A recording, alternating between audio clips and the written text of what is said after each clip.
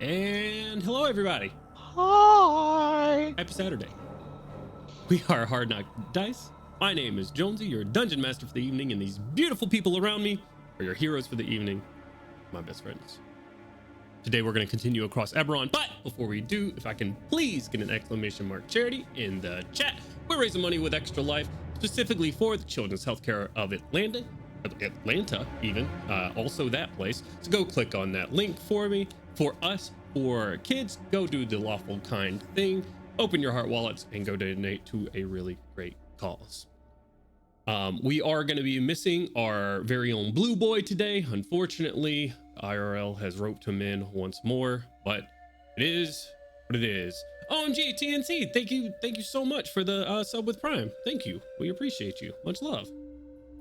Welcome to the guild again for 5 cycles in a row. Jeez, we're getting up there, guys. This is episode 130 of Across Eberron, by the way. It's 130 4-hour-ish sessions. All coming up on, I think, actually, that's a lot of hours. At the end of this month will be 3 years for us in this campaign. That's wild to think about. So, hello, welcome everybody. Thank you so much for joining us. We're going to be doing lovely, happy things today in a place called the Mournland, where nothing but giggles and farting rainbows happens. So, have we had any birthdays, or we're set on birthdays for a while? I think, correct? I believe so. Awesome. So, Yeehaw times. Yeehaw times. We do have an announcement with we have a campaign coming up on October 4th. Whispers in the Dust, ran by our very own Ian. So make sure you drop a follow. That's going to be Wednesdays at 7 p.m. Eastern Standard Time. So you're hearing it here first. We haven't even made the introduction out on the other places in the interwebs. So if you're following us on Twitch and you got the notification that we're going live, I mean, you're already in the know. You are part of a secret society. So, very secret, top secret. All right.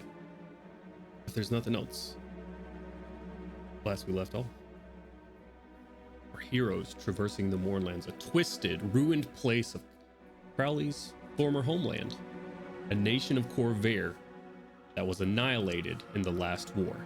In fact, it was the catalyst for the end of the last war.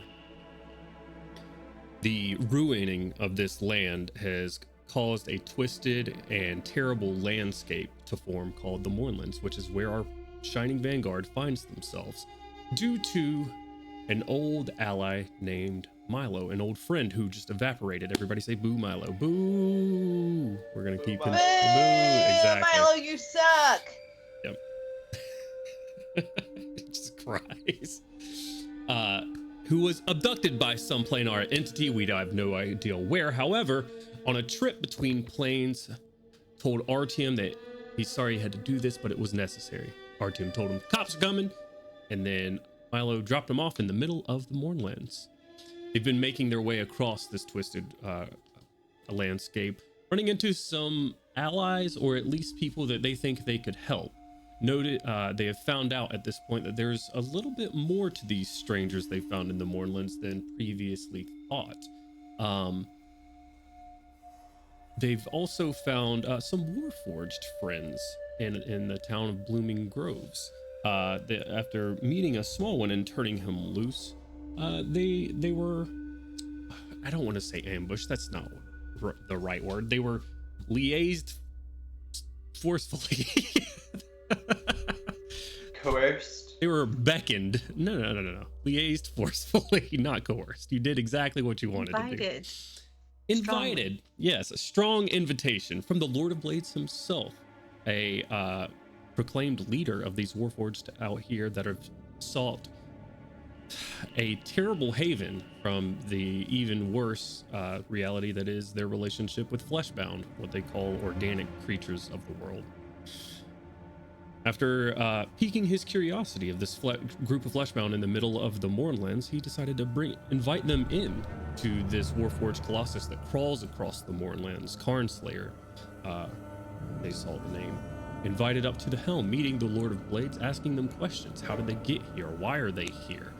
And also where they figured out that some of the crew, at the very least of the Wanderer, the group members that they found earlier, were sent in here to do a little bit of spying. Maybe someone in New Kyrie has heard that the Lord of Blades has a weapon, maybe something to recreate the morning, and they were going to see if they could do something with this.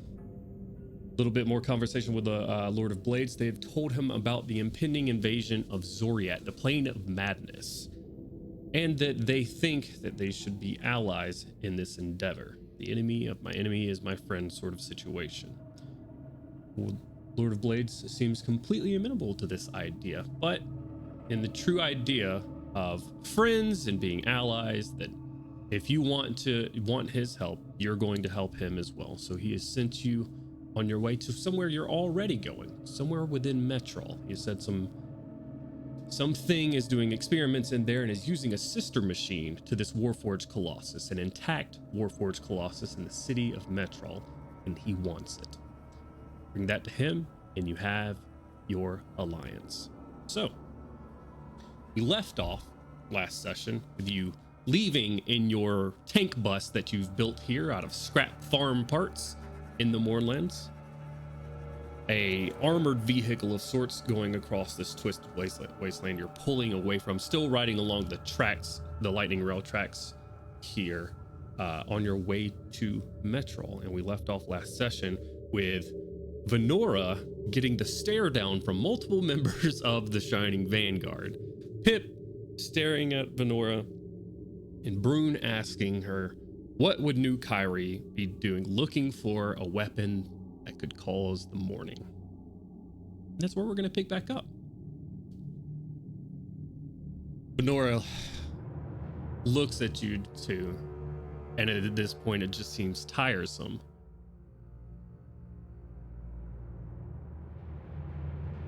New Kyrie needs something. We have nothing. We're a tent town. In a nation that treats us with no regard, breeless soldiers come in, they steal, they rape as they please, with no one to stop them.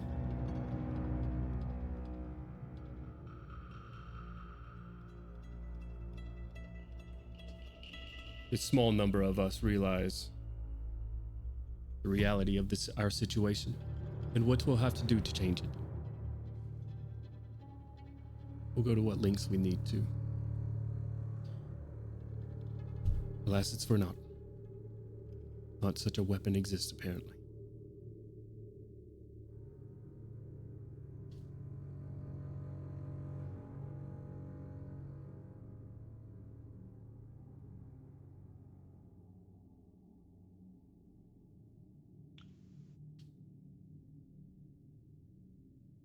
If you had the resources to do this expedition, could those not have been better spent elsewhere? The resources weren't just for this purpose. As a matter of fact, they weren't for this purpose at all. This was just the purpose of a few of us. And can I get whoever's tuned into this conversation, you can decide if you are or not. Crowley or Otto, one of you two are driving, I assume. So I'd be driving, bro. Crowley's driving. So Crowley tuned out of the conversation, eyes on the road, 10 and 2 on the wheel, focus. But if you think you're tuned into this conversation. I feel like Otto was driving with his knees. Otto would have been tuned in almost by necessity, as he is perhaps, no pun intended, a bit mechanically setting things up for more medical treatment. Gabriel's second surgery. Yeah. So if I can just get an insight check from you folks real quick. 22. 22 is I very think good. mine's a dirty 20. 30, 20, okay. What? 12. 12, okay. A dirty 7. Just a burn. It's pretty dirty. Dirty 12. 15. 15, okay. Rolled a 5. Pip and Otto, maybe not so much, but RTM, Brune, Kaushik. My 15's and higher. I mean, you're having this conversation with Venora, but you're sort of looking back because Gabriel and Venora are part of the same group. Gabriel seems like she's hearing this for the first time along with you. That maybe she wasn't part of the inside group that Venora was, if there was such an inside group. But Venora continues to answer your question, Pip. Our intended purpose is to find what caused the Moorland. We have heard rumors from within that the Lord of Blades had such a weapon. We ask him how he attained such a thing, if he set it off before, if he intended to do it again. Others of us intended to do what we needed to.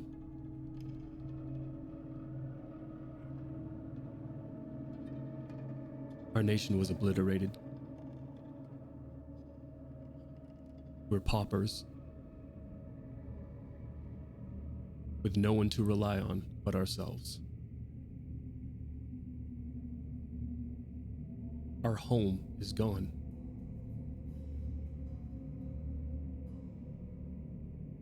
What would you have us do? Accept our reality? You would threaten the same fate I would. upon people you have never even met. I would threaten the same fate, yes. To ensure our stance on the world stage. It stopped a war before. It can create safety for us. I'm not saying that we would use something like that. Threaten? Yes. The difference being, what stopped the war was nobody knew how it happened. Changes nothing. It Changes everything. To answer a cataclysm with another cataclysm is hardly justified. I'm not saying that we would use it. You would be simply mocking yourselves. I'm just gonna pull her dagger out and be like, "You're a fool and a liar. You're full of shit. That you would threaten but not use. Yet you're full of shit. You're a fool and a liar, and you don't deserve to be on this bus. And I certainly don't deserve to have to listen to you." Plug your ears. Your friends ask the questions.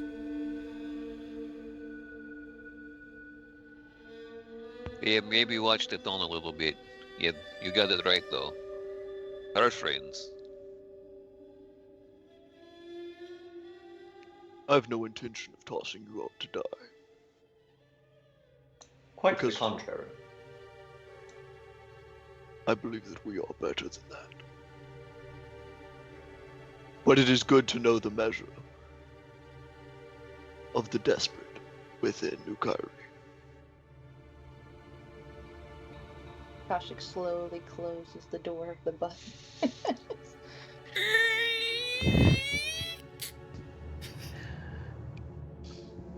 Just hit the brake. There's a door open.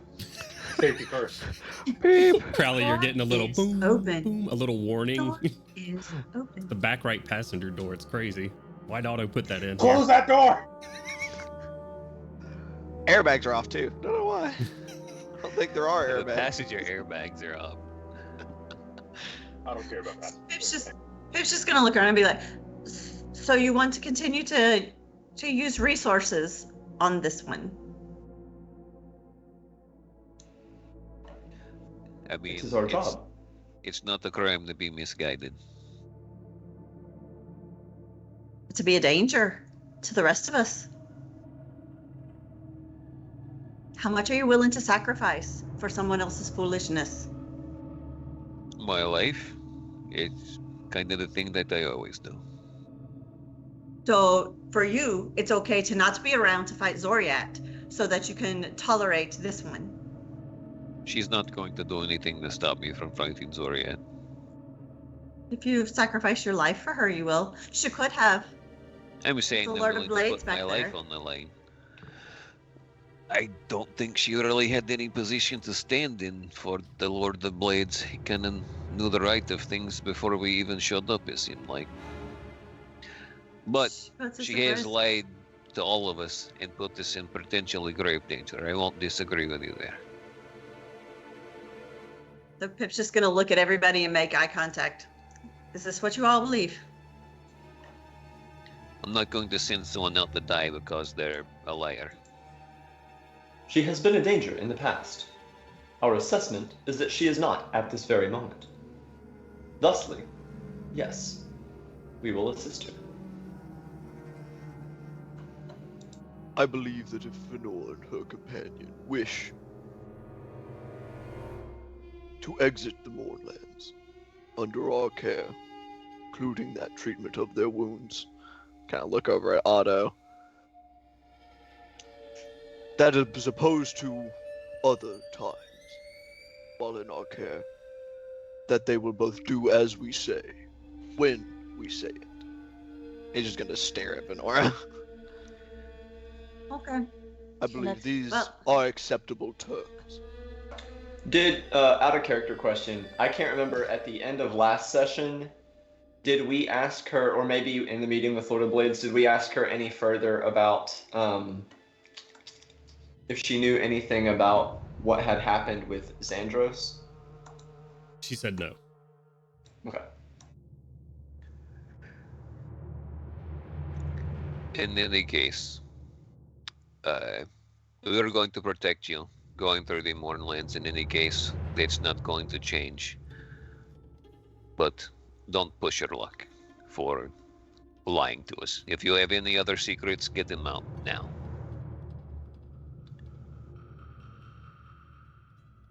Pip's gonna make eye contact with Kaushik, the same, to see if she feels the same. Last one, she's like going just down the line. Kaushik, in kind of a hushed tone to Pip, is going to say, "Let's be honest, Pip, if we killed everyone we disagreed with, you wouldn't be standing here right now." Quite true. Just true. Just true. Just true. So, okay. I understand that I am not a part of this group. I know that I came to help because I was asked. So, if this is who you want to trust, then I'll leave you to it. Make And no I'll just mistake. know that I have to watch my own back. And she's gonna go slide up. She's gonna shimmy out one of the windows and go sit up on the, just perch up there and just kind of watch the Mournlands go by. Before you make your way out, in response, he is still looking at Vernora, though, not at you when he says it. Make no mistake. We do not trust her. I do not, at least.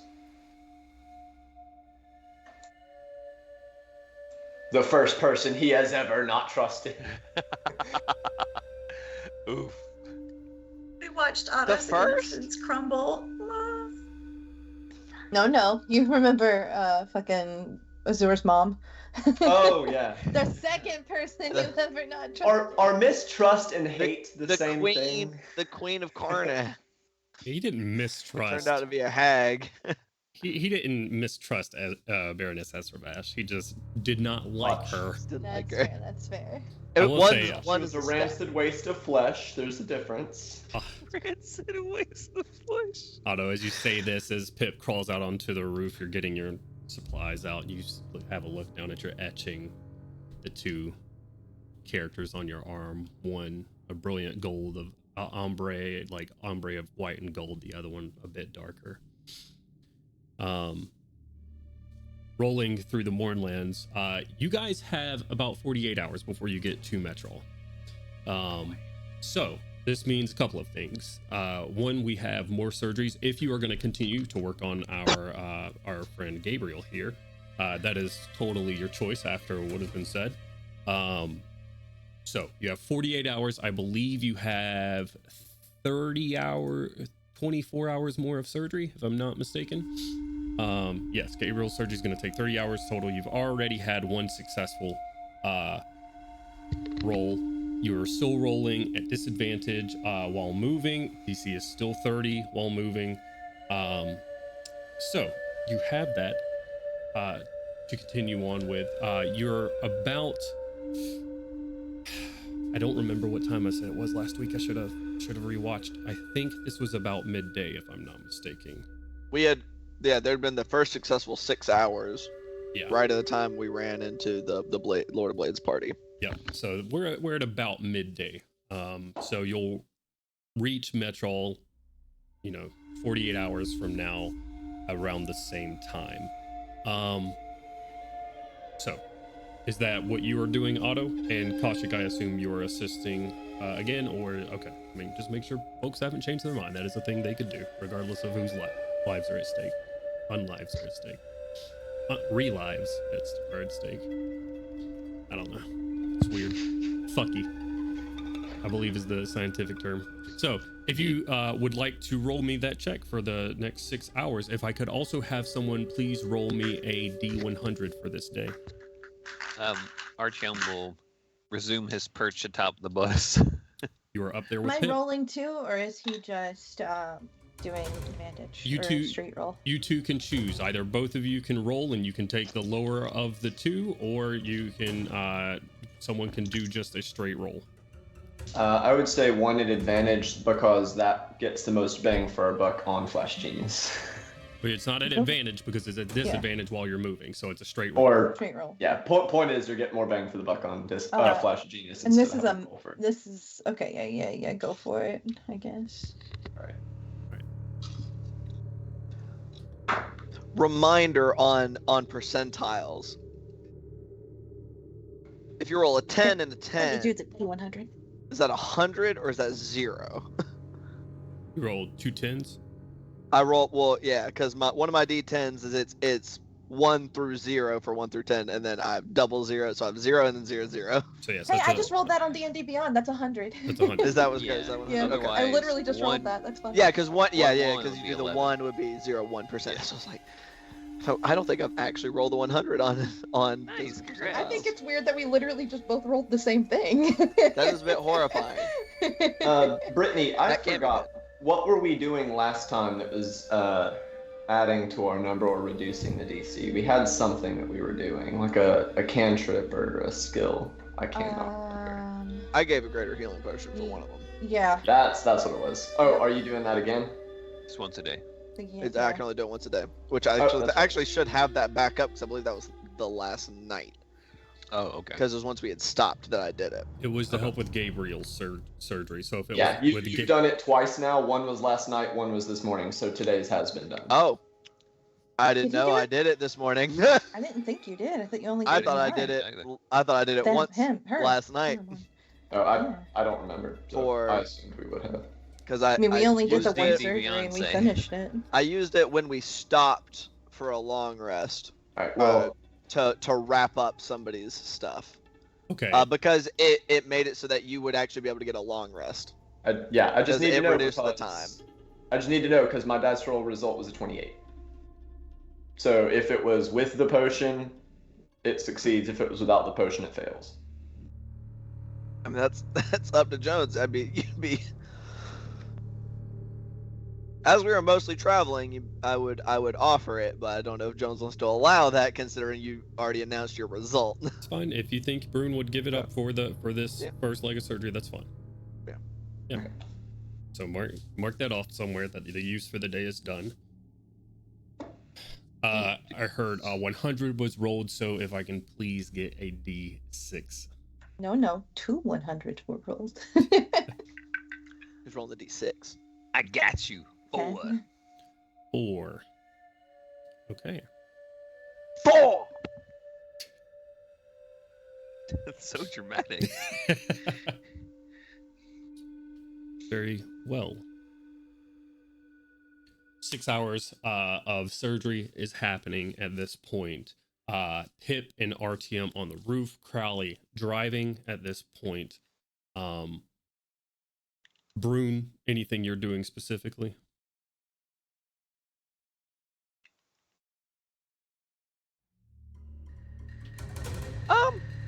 No, I think he's manning one of the guns for Okay. the moment. So- Just up and a bit troubled by the interaction with the Lord of Blades, and he's just kind of ruminating while keeping an eye on the landscape. Sure. So you pop your head out, Pip and Artyom, you see Brune's bullet helmet just pop into one of the harpoon slingers. If I can get let's get Pip and Artyom to roll perception checks for me. Either one of you at advantage or each of you roll one. What would you like to do? Let our team do it at advantage because pitch rolls have been sucking. All right.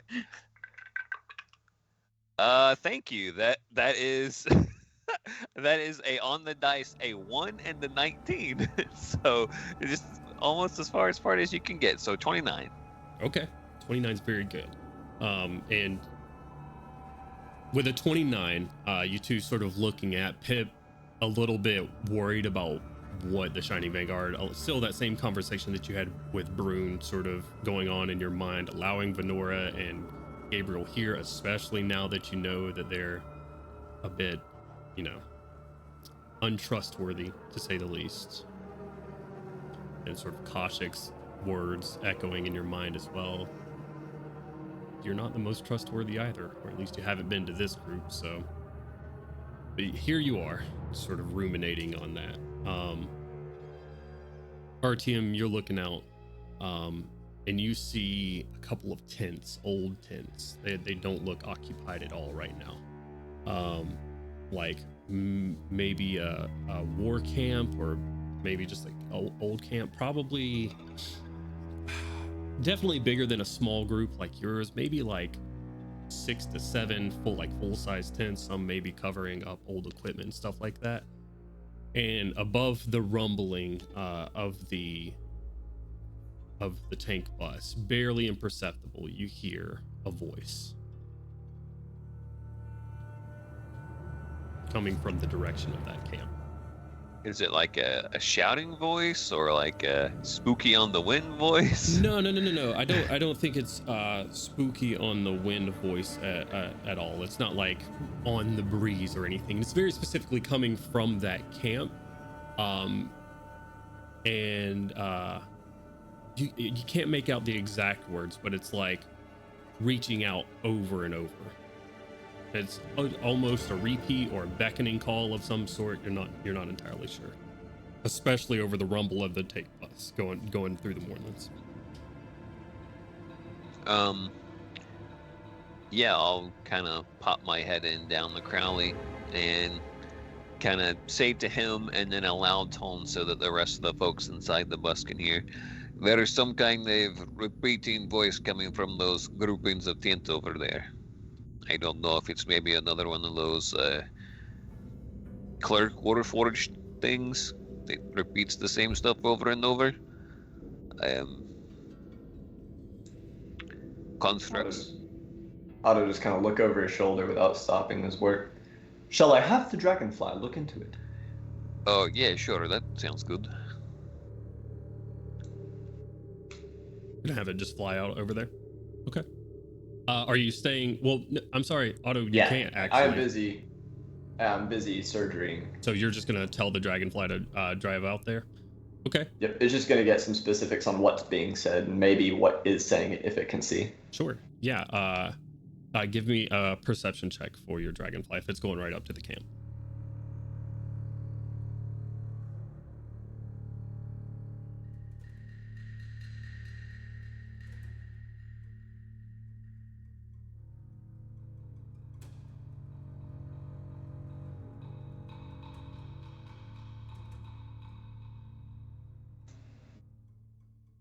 I rolled 2 18s for a total of 22. Nice. With a 22, your dragonfly leaves out. Are you slowing down here, Crowley, to allow I assume you're not leaving the dragonfly behind. Yeah, no, I'm slowing down. Okay, just slow down to a stop. Let the dragonfly go out. A little bit more. It's about probably 150 feet out or so from the tracks themselves. Dragonfly runs out there and reports back.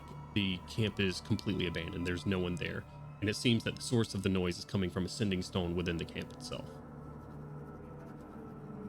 Is it mounted to anything? I don't. You know what? I didn't think of that. I don't think so. So let's see. No. It's not. If I have it, bring it back. Sure. Yeah. Goes out. Comes back a moment later, and you hear that sort of repetitive voice over and over again. And as it gets closer, who's it bringing it back to? Since you're in the middle of surgery. Probably our team, because I'm busy. Okay. Free sending stone. Sending stone is dropped into your hand, Artyom. Let's go. And you hear a voice. Elroy! Elroy! Base camp at Making. Report back, please. Hello, this is Artyom. Elroy isn't here anymore. What happened to Elroy? I probably died in the morning. The what? The morning. What time? What happened? 7:30. There was a lot of mist and everyone went away. It's very tragic. Hey, what's today's date? Do you happen to remember? Suppose it's 20th of Olorun. Who is this again? Is that like the day before the morning or the day of the morning? That is the day of the morning, yes. I would also like to point out that he said it was a base camp in Making. Right. Artyom would know. Making. Artyom would know that Making is a city in of southern Kyrie. Okay. You guys, you stay safe out there. Unless you're a Warforged, then, you know, you've been trying to get a hold of Elroy for a couple of years now. Just a couple of hours. Elroy's Okay. dead? Yes. What about the rest of the news crew? You're breaking up a little bit. That's not how these sending stones work at all. I'm going through a tunnel. I'm getting a bad arcane connection here. I think there might be some necrotic interference. Can you hear me now? Mages from 8. Yeah. Uh-oh. And I'm just gonna drop it off the bus. Hello? Hello? Just gonna fucking drive on. Shit! Just gonna report back to that sending stone was from some ghost in the southern side of the country. That makes sense, considering our recent interactions. Yeah, perfect. Otto says, that tracks. That makes sense. He said about something that makes no fucking sense. They're saying, that tracks, like, yeah, that's about the fourth time we've had weird ghost history returning. So, yeah. Right. Jesus Christ. Damn, poor Elroy. You know, it's kind of morbid, but you could probably actually send some recruits out here and get pretty good training from, like, sort of real combat situations. Just saying. That sounds like a very good way to get recruits killed. Well, it's, you know, yeah, it's true. Like, very killed. Due to I the don't unknowns, think there would be survivors. Due to the unknowns surrounding the nature of these ghosts, there are potential ethical concerns as well. I suppose. Yeah, I mean, I guess, you know, it should be nice to ghosts the same as you should be nice to people, I suppose, even if they do reset every day. Didn't Crowley run some of them over with the bus? They were trying to kill us at the time. We make an exception when things trying to kill us. That's a rule in the Shining Vanguard. I thought they were fleeing for their lives from the other ghosts that were raining fire down upon them. I think I missed that one. I was in I the do not air. believe that is semantics. I was in the air Or at the they time. killing us or running away, semantics. You know, Crowley kind of skirts the edges of the rules sometimes. It's okay. He gets a pass. And honestly, if anyone knows ghosts, it's Crowley. Yeah, right. He probably can sense that they are a good or bad ghost, and if not, I'm sure that mask thing probably made him do it. That seems like a very big assumption.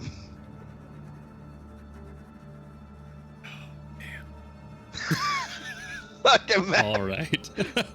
That's crazy. Anyway. And you'll never know. So, very well. The Shining Vanguard continues moving.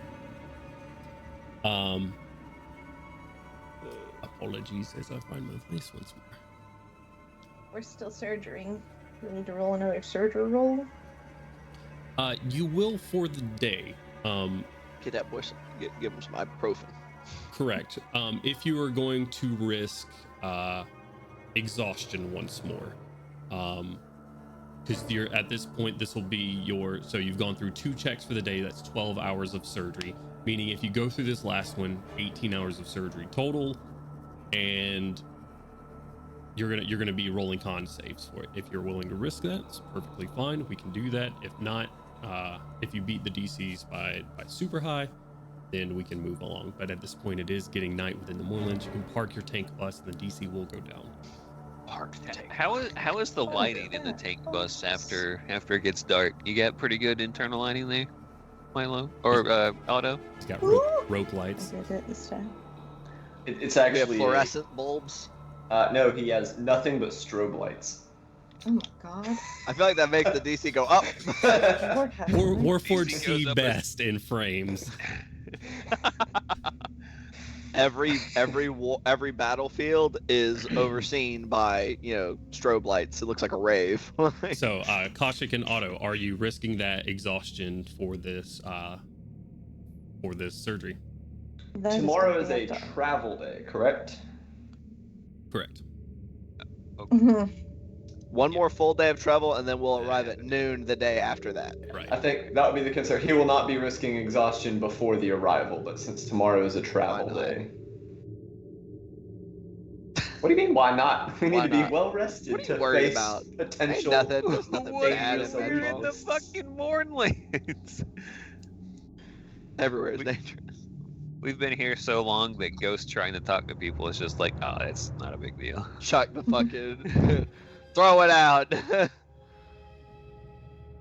Kaushik says, all right, and puts on a new pair of gloves after she's already taken the one off, getting ready to go to sleep, Your but second never pair mind. of gloves?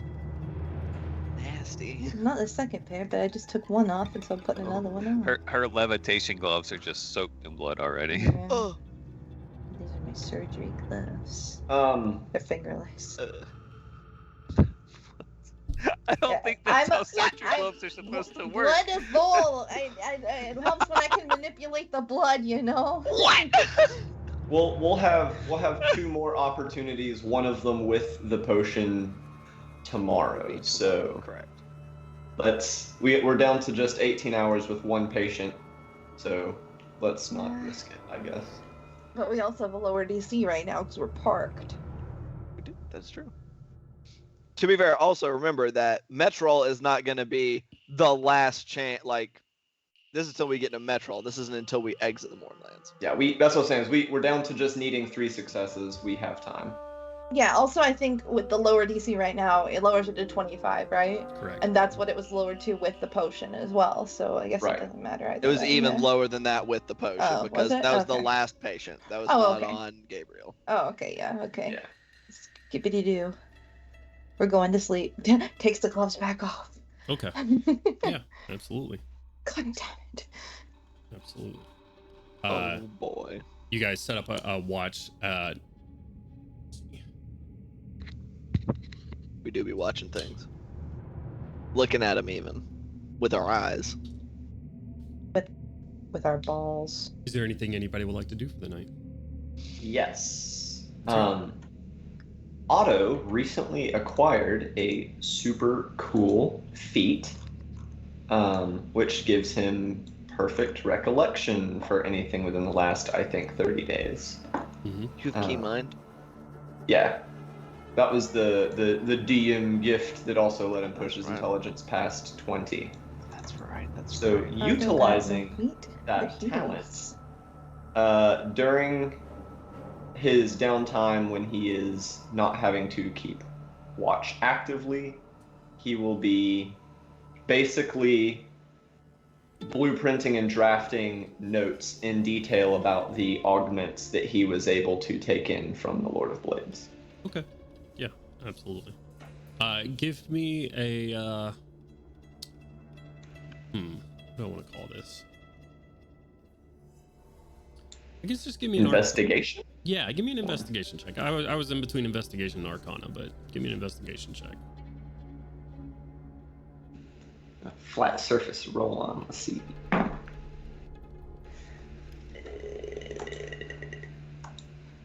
have a decent bonus. Not as good as arcana. But it is a +10, and I'll flash a genius it. That'll make it a 26. 26, very nice.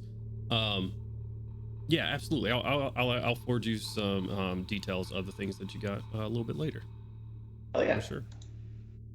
Unless they are pertinent right now. In that case, we'll make them up right now. They're not permanent. They're not pertinent right now. They're not permanent. He can easily take them off. What? So. You don't take off somebody's blade. That's right. Rule number 1. So, unless anybody has anything else. Are there any? We still have some extra materials in the bag of holding, right? Kind of materials. Just the group materials that. Yeah. Yeah. I believe so. I was going to use some to make sure that we had some maybe side straps on the battle bus for ease of getting in and out of windows in dire situations, and if people needed to possibly lean over the side. Okay. Like some harnesses or something of getting people like easily getting out of the bus, maybe reducing the movement cost or something. Give me a leather working check. 15 plus, I think that's 10 total, so 25. 25, yeah, no, absolutely. So in order to get out of the bus, you'd be spending about 10 feet of movement, but with that check, if you're looking to get people out a little bit faster, I know this is just one of the things that you said, but we'll say that there's that'll half that to 5 feet of movement just to expend to get out of the window of the bus. And then also able to you're trying to also put them on the side of the bus. What are the harness things you're talking about? So just kind of secure strips of leather for people if they needed to literally hang off the side of the bus, if something was chasing us and they could just fuck you, get away on the side of the bus. Yeah, absolutely. That's easy enough, and those can be put inside so you can just jump out of the window and do that. Right. Yeah, absolutely. Does would RTM need some rivets or anything? Sure. Okay. So I mean, Pip would see what he was doing and would pull out her paint set and paint a rivet and offer it to him and be like, "Need some of these." Hey, it's definitely handy. What happens if you paint the end of it already on the battle bus? What happens if I what? If you're painting the things and they're coming real, right? So what if you were to hold the sheet up to the edge of the battle bus and just paint the rivet already connected to the battle bus? I could do that. It used to work at something like that. I used to do something like that on the ship to make repairs. Okay. Cool.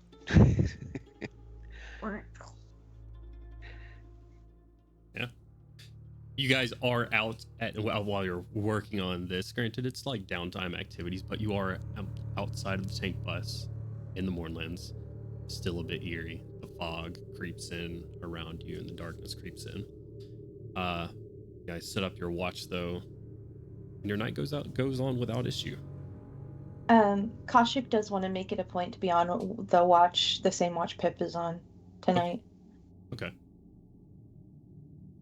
For a conversation, or just go for it? Because if not, I'm going to the next morning. Oh, okay. Oh, I can even see in my camera that my face is real red. Oh no. While there, are we doing the passing by type thing?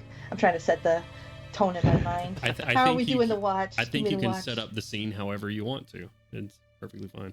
Okay. Do you want to just like? You just want to post up on top of the bus? Yeah, that's what I was thinking. Like, see around? Yeah, just kind of be like back to back, of the bus. like looking at opposite directions. Assuming that it's been a quiet beginning of the watch, Koshik's gonna turn to Pip and just gonna be like, I didn't mean to make you feel alienated earlier. I apologize. I was just trying to make the point that, you know, we've been on opposite sides before, and we don't have to, you know, hurt everyone we don't trust. You know, you've been a great ally to the Shining Vanguard, even if you're not part of the Shining Vanguard. I'm really sorry, Pip. We have your back. We'll just like pat her on the back. It's all right, love. Don't worry. And besides that, before I wasn't putting you in danger, so to speak, right? It was business. I was stealing. It was fine. I understand, but I understand what you're saying, and it's all right. I'm here to fight Zoriat and to try to save the world and some of the people in it. It's okay. I'm not here to make friends, but I like you, lass. We get along just fine. Koshik will reiterate. After taking that in for a second, she'll reiterate. We've got your back, Pip. Thank you very much. And as long as we're working toward the same goal, you definitely know I've got yours too. And with that, I guess we turn our backs to one another. Yeah. Literally, well, I guess not watching each other's backs, but like watching. Yeah, Pip will probably like ask her about her vampire boyfriend or whatever, you know. Oh, don't bring that up. Koshik starts weeping. Like, what's up? You've been traveling with these guys. Like, what's going on? Where'd you get the snazzy new jacket? It's groovy. She likes it. Never mind.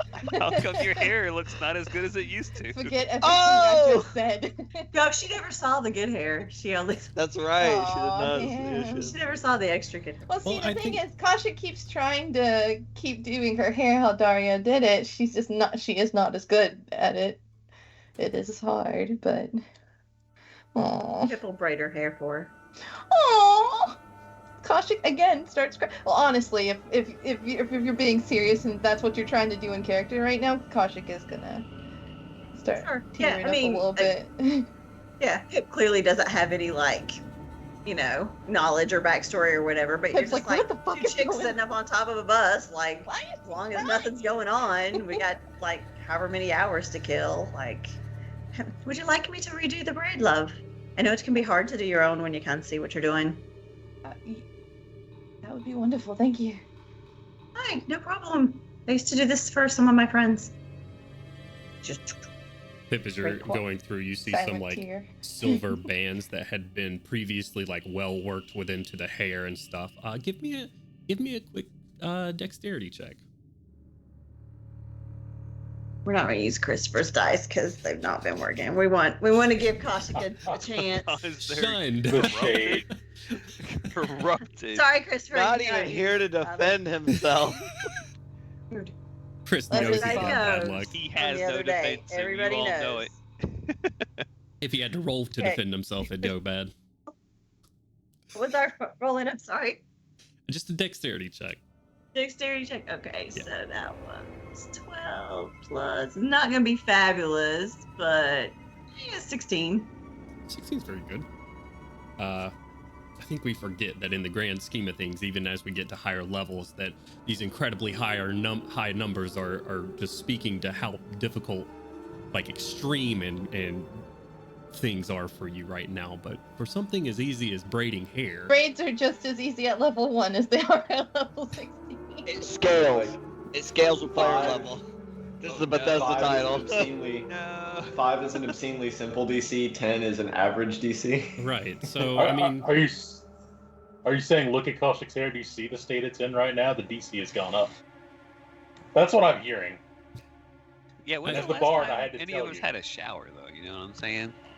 Mournland Like a ghosts week. pop up and start fucking with you while you're trying to braid the hair. This is why It's kind of protected from tangles, right? So it wouldn't have been that bad. Eberron advocates for the smooth top. I can clean Regardless. myself with magic. A 16 is very good, especially for braids, but you find in her hair that have, been attempted before with braids and stuff, silver bands and golden bands that sort of go around different braids that she had going from down and back into her hair. Very well done as far as what has been done previous. It takes, I'm going to say it does take a little bit of your watch, probably the majority of it, to get some of the tangles out that Kaushik may have caused herself over the past weeks. But yeah, Kaushik very reminiscent of what Dario would have done.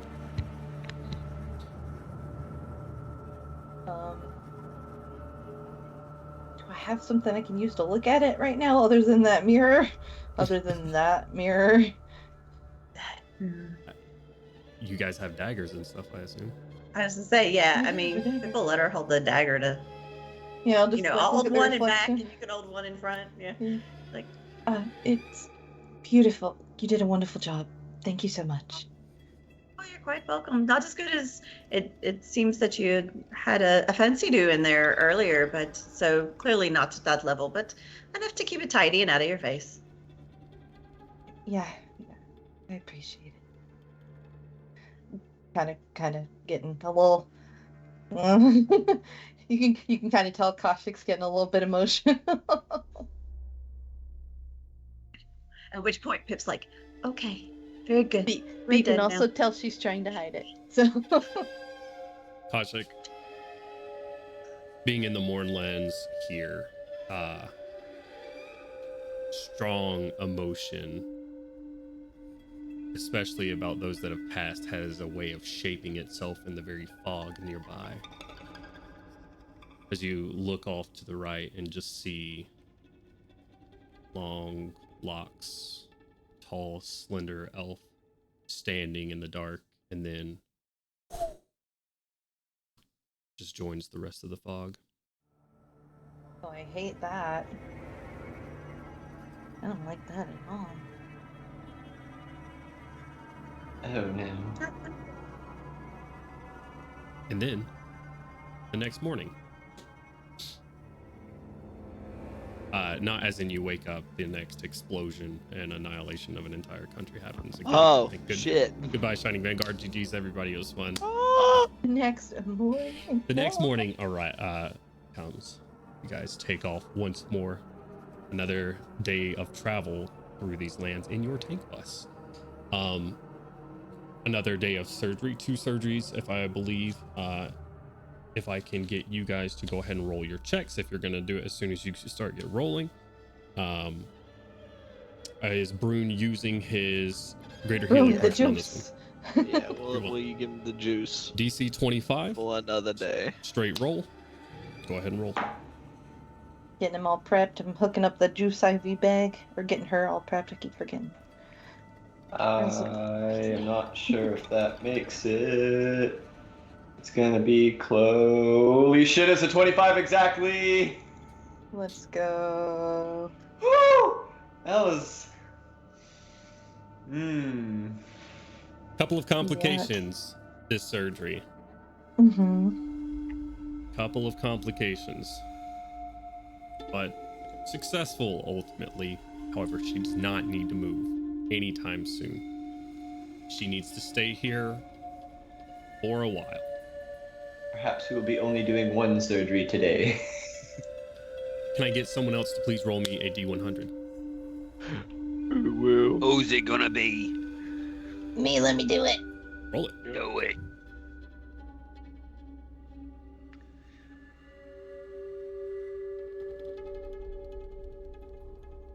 $44. Okay. Good. Can I have someone please Is it? roll me a D6? It's pretty good. Who's rolling D6 today? Who's feeling it? Pip! Oh, fucking. No, Pip! No, Pip, go away, Pip's gonna Ken. do it. Pip's Pip! doing it. Somebody Go do away. it. Oh my No way. god. You guys want like bad dice roll. Here we go. Use Christopher's die.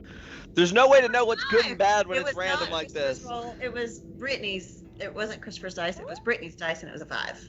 Okay. That may be good. Who knows? It may be very bad. If Jonesy was clever, he'll take all of the different options and he plugged them into a randomizer, so there's no order to the. You can't make a chart consistent.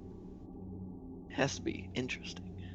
Correct. Forget it was necessarily good. So, Otto and Koshik doing surgery down below, Crowley driving for the day.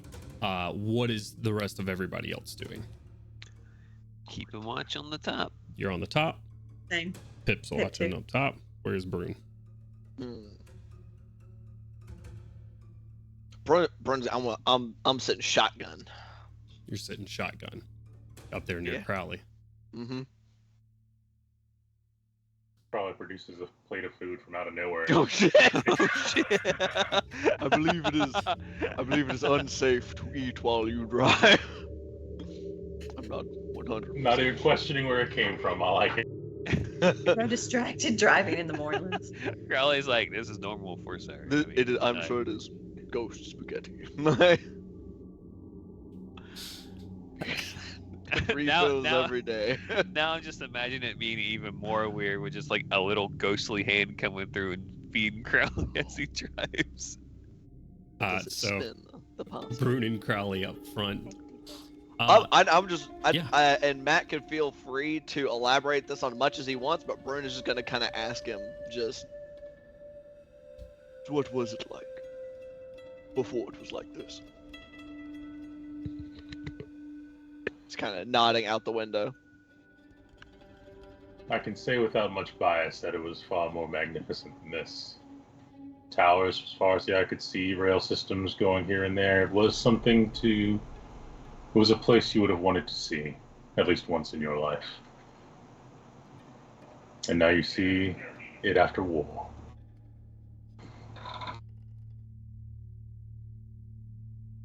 Tell me about the parts you can remember. For as long as you wish. Very well, and Crowley will just start reciting, most of his memory of this place. Yeah. You tell him about Metrol, the rising city. You can go through the rising structures in the middle, the 7 of them,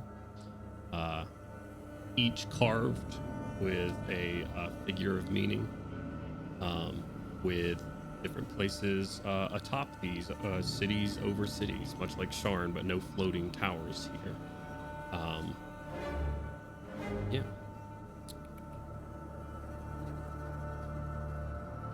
I'm just gonna spend that entire time while he's talking about it, just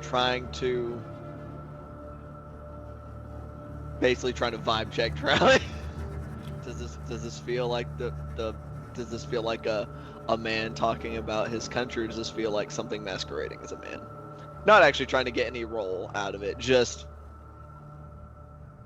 listening. The mask does things while he's, out of the corner of his eye. A hand grows out of the mask with a fork, and it takes the spaghetti and feeds it. Handy. This conversation's happening in the front seat. The rumble of the tank bus driving through the Mournlands. Pip and Artyom, I want you to just set a scene for me. If you guys are talking about anything or doing anything up here, on top of the tank bus in the Mournlands. I mean, did you ever even find out what the damn cape did? Everyone seemed to want to get it, but I mean, what kind of magic did it even have? I don't know.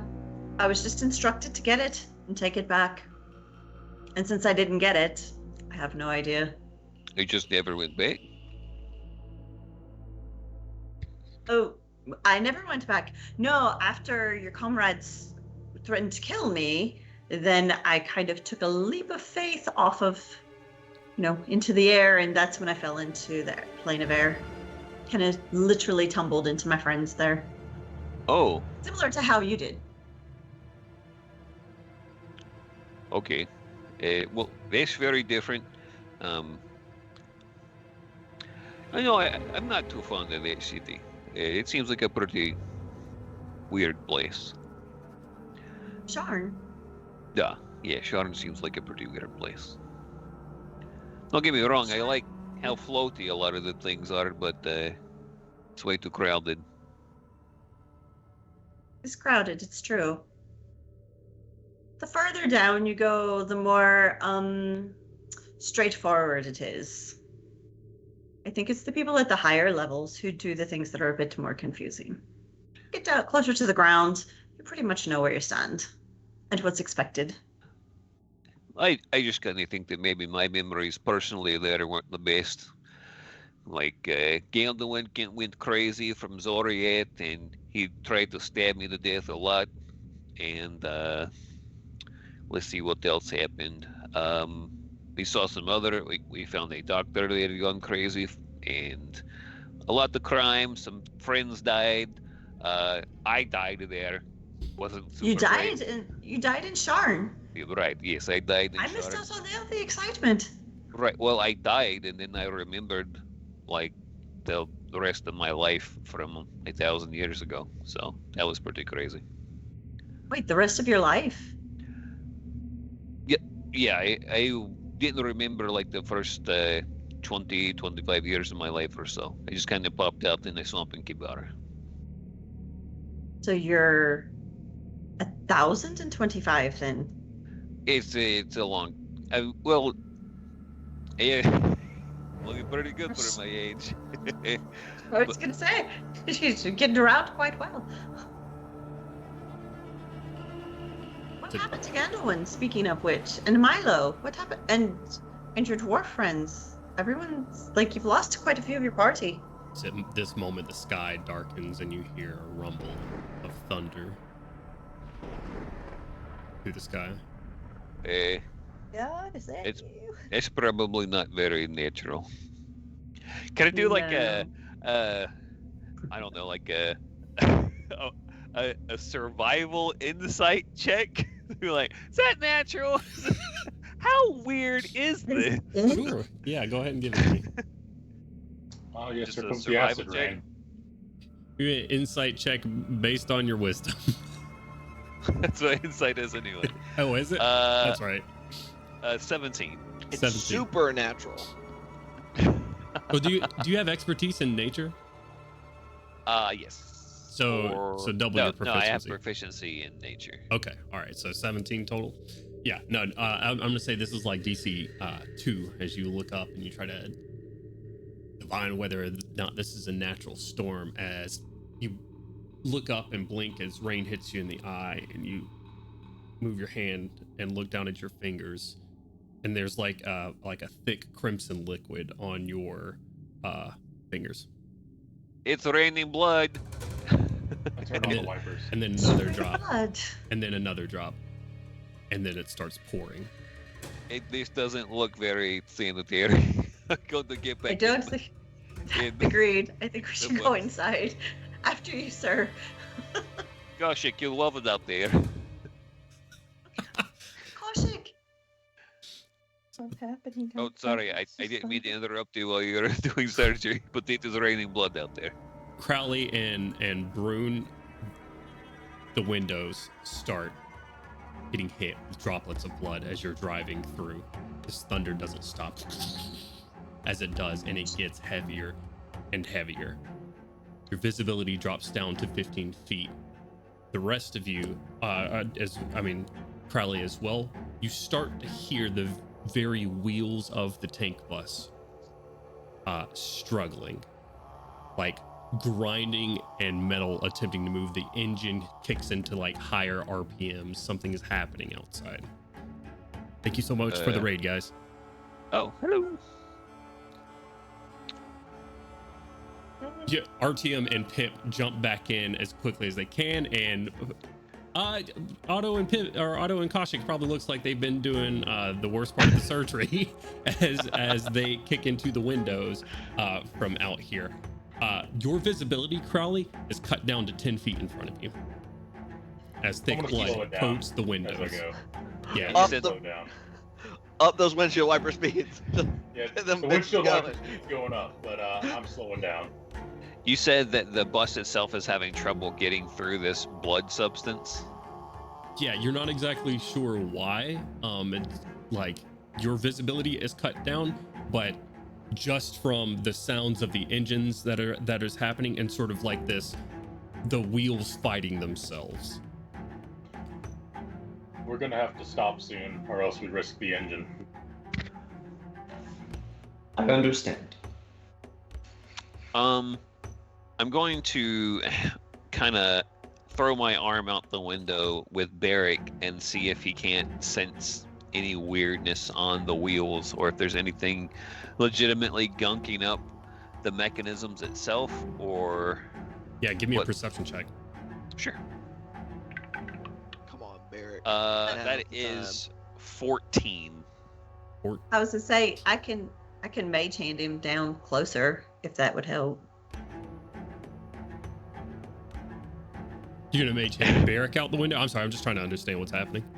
Oh yeah, no, I was just saying I could use mage hand to, like, if he doesn't weigh very much, to get him closer down for a closer view, if that would be helpful. I don't know if it's needed or not, but What was that total on that perception check? 14. 14. Nice.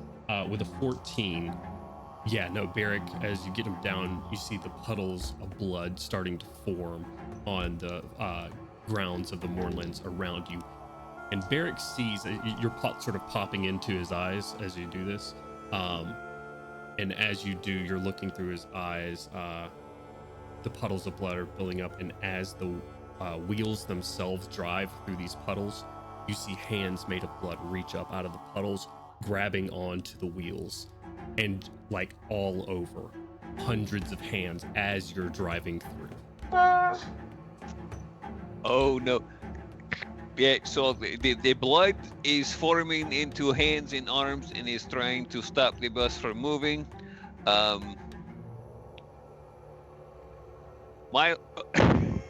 Otto, do you have a defense against hands made of blood? I need it on the stick. Otto checks his spell list. How far are these hands down from like the windows of the bus? The distance from the wheels to the window, so I mean 5 feet, 7 feet, 5 something feet? like that. Yeah. So somebody like held on to my ankles. I could. RTM. I specifically made things just for this exact situation. It was perfect timing. That sounds like what needs to be done. Okay, are you going out of the I'm bus? going out. All right, Brune puts a leather harness on the RTM made. Brune, it's pouring. Are you sure this is going to hold? This was not going to break. You're pretty heavy, so it should hold. you're gonna hang on to him like we're like belaying him. Yes, I'm trying to. The I guess rivets try to were pick the hands. the rivets were magically sealed onto the bus. I don't think anything's going to pull them off.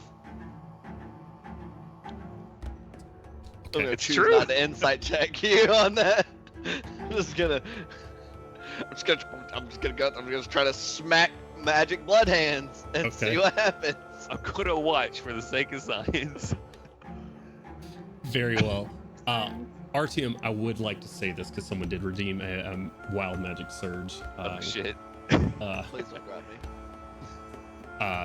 So this is RTM. When you summon Barrick and start to look into his eyes, some sort of magical interference, as you do from the Mournlands, you assume you're going to take 4 points of psychic damage as just magical feedback flares up into your mind. Halved to 2 for you. Hey. As you're a Galactor. Brune, What's up? we Out there. get this sight of Brune being lowered to with your warhammer, or with your war pick rather. You're being coated in just sheets of blood as it rains outside. These hands reaching up and grasping at the wheels. I'm saying this must be very a screenshot of this would be metal as fuck.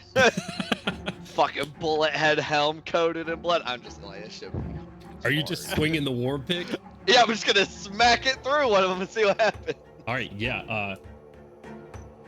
Give me a strength saving throw. Oh, I'm good at those. Is the bus moving relatively slow at this point? Yes. One, because Crowley has slowed down, but two, because these hands are slowing their speed. Oh wait, Indomitable. Thank God. I say I'm good at these, and I turn around and roll the nat one. So I'm gonna use Indomitable to re-roll. Roll, and you have to take this result, right? And I have to. I don't think it can't get worse. So. I'd like to think while you're hanging outside, He rolls. hitting all these things, Crowley's still describing the entire thing in a board tone to you, like, yeah, I'm doing my best it's to not listen. what it once was.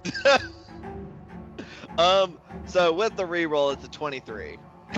23. Yeah. That's very good. I'll say just to sort of flavor your Indomitable as you swing down, hitting the hands.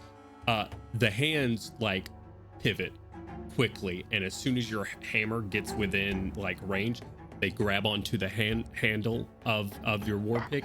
They grab onto the maul itself, and they start pulling it down. You see the entire head of your war pick disappear into this, and then about a foot and a half of the handle itself, and you're able to just wrench it back. An impossibly deep blood puddle that has just formed here as they continue to grab up onto the wheels. So smacking it, ineffective. You go for another swing. They keep grabbing onto your They hammer. just grab onto it. Correct. I cannot impact. A question. What's up? Does this count as undead? Is hands made of blood? You have an ability undead? that lets you sense all undead within a certain radius. Yeah, that's true. Yeah. But I'm just trying to ask if I just use it. Now I'm thinking like, or if it I could- it just could be know a- with my good brain. Yeah, So they could be like blood constructs, like, which is Yeah, these awful aren't to think these about. aren't made, but the like a general theme for the motif of the Moorlands so far have been undead. So yes, I'm gonna rule them as undead, though they are not. So, can I do something? You're in the middle of surgery, are you not? I am. Yes. I think. Yeah. All right, guys. You can this abandon is- surgery. But see, the thing is, he's been rolling with advantage, so I haven't really been surgering him. Well, I mean, you're the reason Kip he's been can go having a back straight to- roll. Yeah. I know, but it's because I was handing him the sutures. I'm saying Do you want me to hand him medical stuff. sutures? you're I You don't. have to hand him sutures. you're more than welcome to forego helping out with the surgery to attempt to do something here. Oh, I don't want to do that because if it's gonna affect our, I don't want to do that. Well, it's your decision. Let me know. Listen, anything I'm gonna do. Okay, have another question. Mhm. How does Kaushik, in her beautiful, wonderful, wrinkly little brain, how does she see her like channel divinities? Does that count as a spell? No, it's not a spell.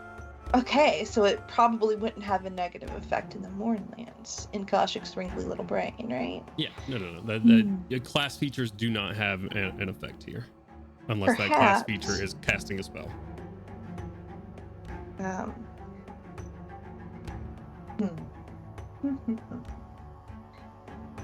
Maybe, perhaps Kaushik will wait until she hears that things are getting a bit more dire upstairs.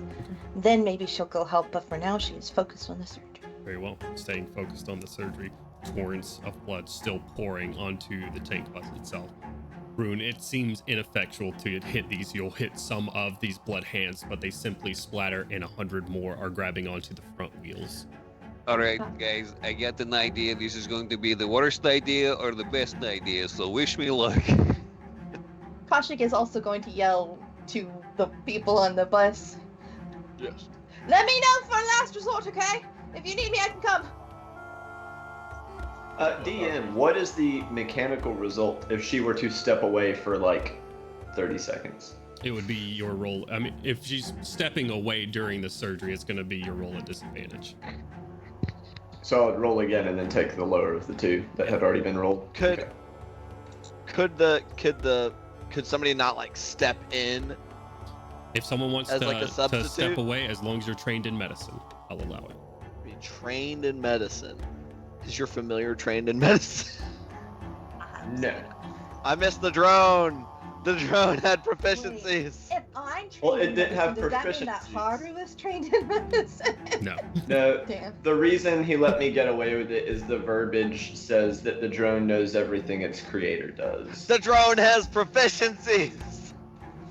Can you just imagine Haru stepping in? Just That's a cat. making bickies? making little bickies? I have proficiency in carpenter's tools. I mean, tomato, That's tomato. close right? enough.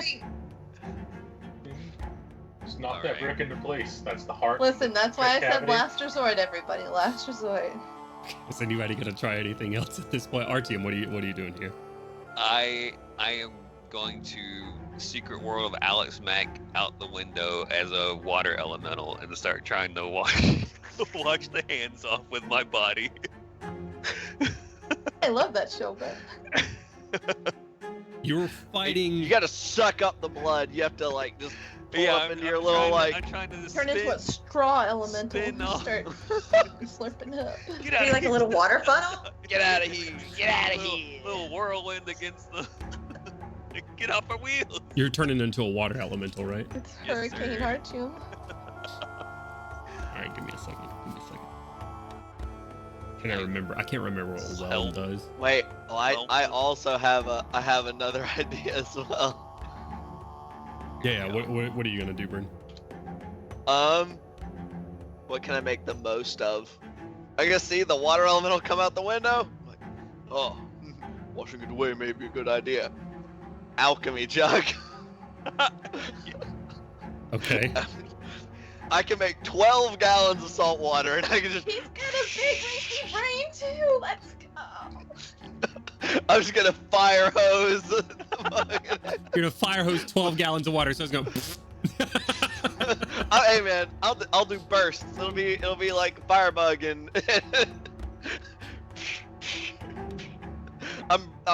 Whenever they go to grab, I'll spray them.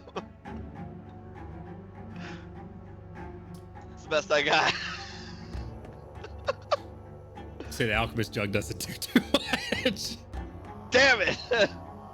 Say the water elemental.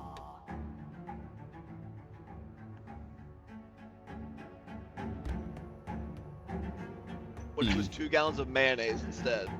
You're immune to grappled and restrained, which is good, as these blood hands attempt to reach on to something that is not there. You're attempting to wash them away from the wheel itself. Thing is, they are also immune to grapple. However, give me fuck you. give me give me a strength check, and it's gonna be against them at advantage, although their strength is gonna be a lot lower. A strength check with them at advantage, or just a standard strength check? You a flat roll. They're gonna be rolling at advantage. Okay. Total that is 17, because elementals plus. Would it be an athletics check or just a strength check? Strength check. It doesn't matter because I Okay. rolled a natural 1 and a natural 2. So, you know, full blood rain is the DM, and all of a sudden it's washed away literally by a water elemental. So, what would have been as you whirl around the wheels, causing this grinding to stop, Crowley, able to move a little bit faster if you choose to do so, albeit your windshield wipers are working as hard as they can. Your visibility is still cut down, but that grinding in the engine stops. You don't lose half a day like you would have. Yeah, we'll pick up speed. Very well. I don't drive faster than I can see. Other than that, it's all in the reflexes, TM. A couple of hours after that, the blood rain subsides. The tank bus, however, is painted a new color, and that stays. It looks like you went through a blood car wash as you continue. It just drips of blood rain as you guys move through the Mournlands still. That's only I bet that's even more Mad Max than it was before. We got a theme. We're sticking with it. But yeah, Brune, despite it being a giant magical city, you get bored. My daughter got bored after a while, If I hadn't kept her here for any bit longer, she might have, escaped the morning, honestly. But, that's neither here nor there. Do you need to go wash up in the back? I think you probably come in like Crowley's been talking this whole time. You go and sit back in your original seat, Brune, and you're just dripping and certain. I was gonna act totally normal, like. That is quite tragic, yes. Yeah, that's what I thought. Yeah. Yes. Anyway. So, you guys continue through the Mournlands. You have one more surgery that you can attempt for today, unless you're going to attempt another one for risking exhaustion. And you will get to Metrol tomorrow afternoon.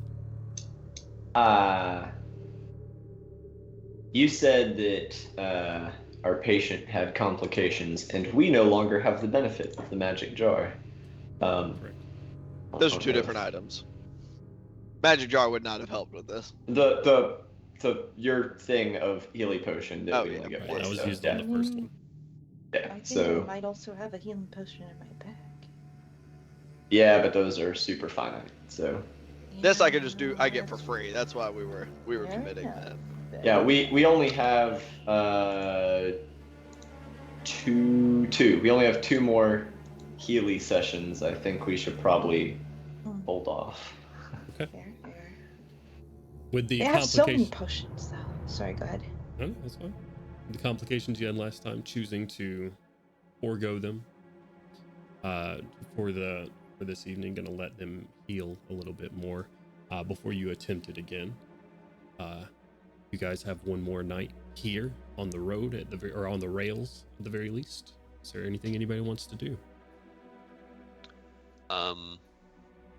I'll ask Broom if, now that we're not moving and not inside of the vehicle, mental connection. Hey, do you want me to try and wash some of that blood off?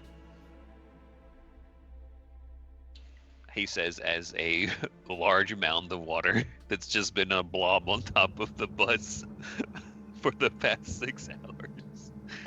Let's go ahead and do that. You never know when it might just... The smell is beginning to be a bit strong. Yes, if you... Alright, hold your breath. He's just... Kaushik's coming up from surgery. I could use the shower as well, if you're offering. Alright, so everybody jump in, I guess. I'll tell everyone to jump in. I'm giving out showers here. Keep your armor on. I can get in all the crevices. This is actually very, very weird for me. You might want to refill up on water while he's doing that. It felt very strange, I must say. I assure you, I feel more dirty than you felt before you jumped in here. I would not... There's already a lot going on in there. This leaves absolutely nothing to the imagination. Boy, I needed that. Oh, thank you. At least I know you can look different. We should never have a water problem, by the way. I can create like 8 gallons of fresh water every day with the alchemy jug. So. Oh, that is true. Today, not so much. Already made a bunch of salt water. That's already done. I already made a bunch of mayonnaise, so. I asked. I was curious, would the mayo have been more effective against the blood hands? I don't. What if they just started licking themselves like? Ooh. That seems effective. They're no longer grabbing the wheels. It's They're blood distracted. rain. It's not ketchup rain. So. Raspberry preserve. That'd be sticky. We have some druidic water elemental baths going on top of the tank bus. surgery being forewent for the evening. You guys park for the night, and then is there anything else anybody would like to do for the night? Double check some rope. DM, Mhm. Metro is very close to the border. How far Correct. would you say, like, travel-wise, is that? Like, time? Depends on if you're in the tank bus or not, but it's really just a matter of hours. It's not far at all. Okay, so not even a full day's, not even close to a full day's travel. No, like at probably half a day's travel. If you do it on foot, things could go a little bit more wrong. That's kind of like why things haven't really been affecting you, because you are a huge vehicle moving through this and nearly an unstoppable force. So that means for most that things.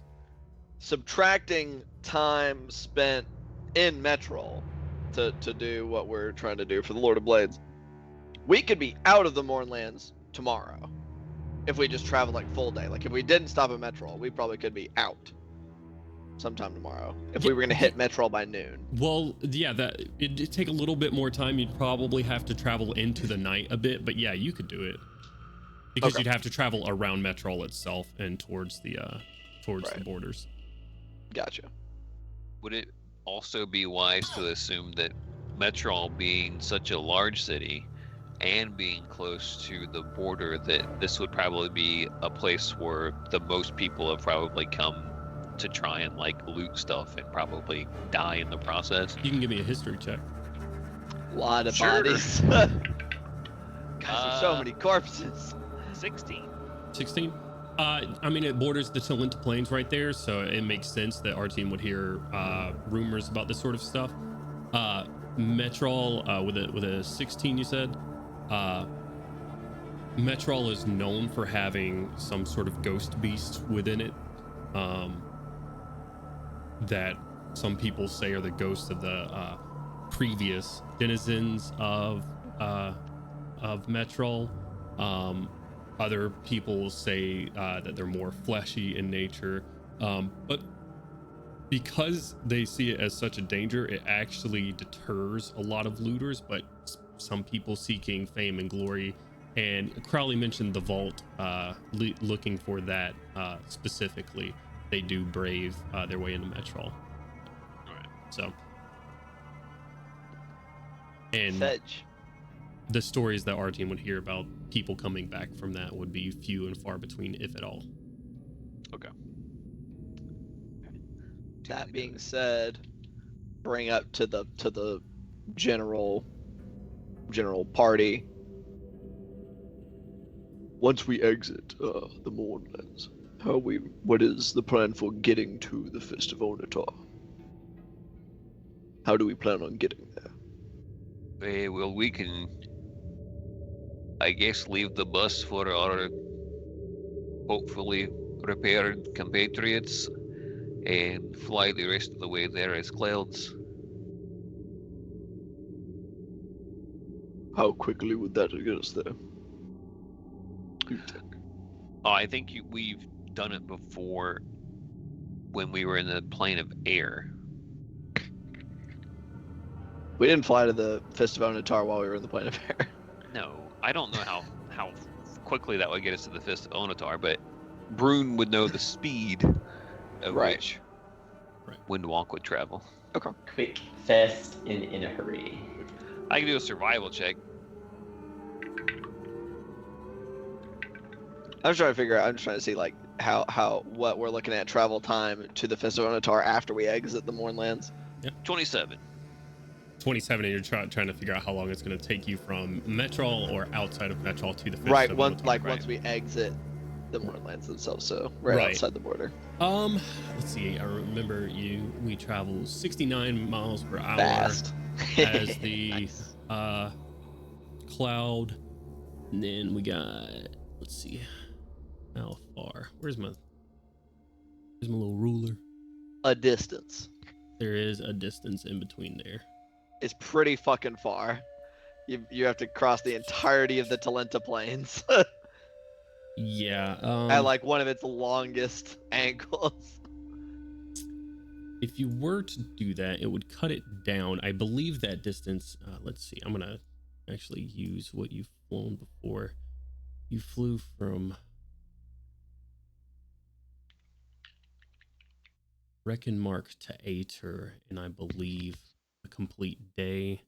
So 1, 2, probably about 3, maybe 4 days of travel doing that.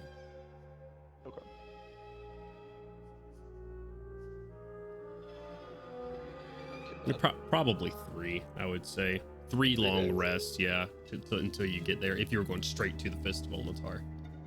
Keep in mind, you guys know this, but the Fist of Onatar is like a religious site for dwarves. So it is probably in your best interest to have someone meet you there that knows that place. Right. Unless you're relying on yourselves here, which you can't. We are religious. I don't think they have the same religion as Artyom. No, so 3 days to reach the Fist of Onatar after we exit. Nah, 3 days.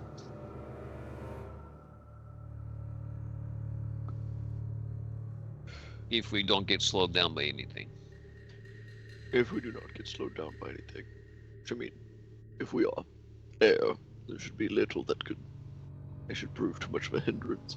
Well, to our if travel. if we see crazy Zoria monsters burning and pillaging a village down, obviously we stop. True. All right. Okay. Very well. What about your airship? I have no idea where the airship is at. It's probably still hanging out up in House Leverendar. Yeah, Stormhold. It's the one. Should we have it meet us there? Or acquiring a representative who will be able to gain us entry? It might.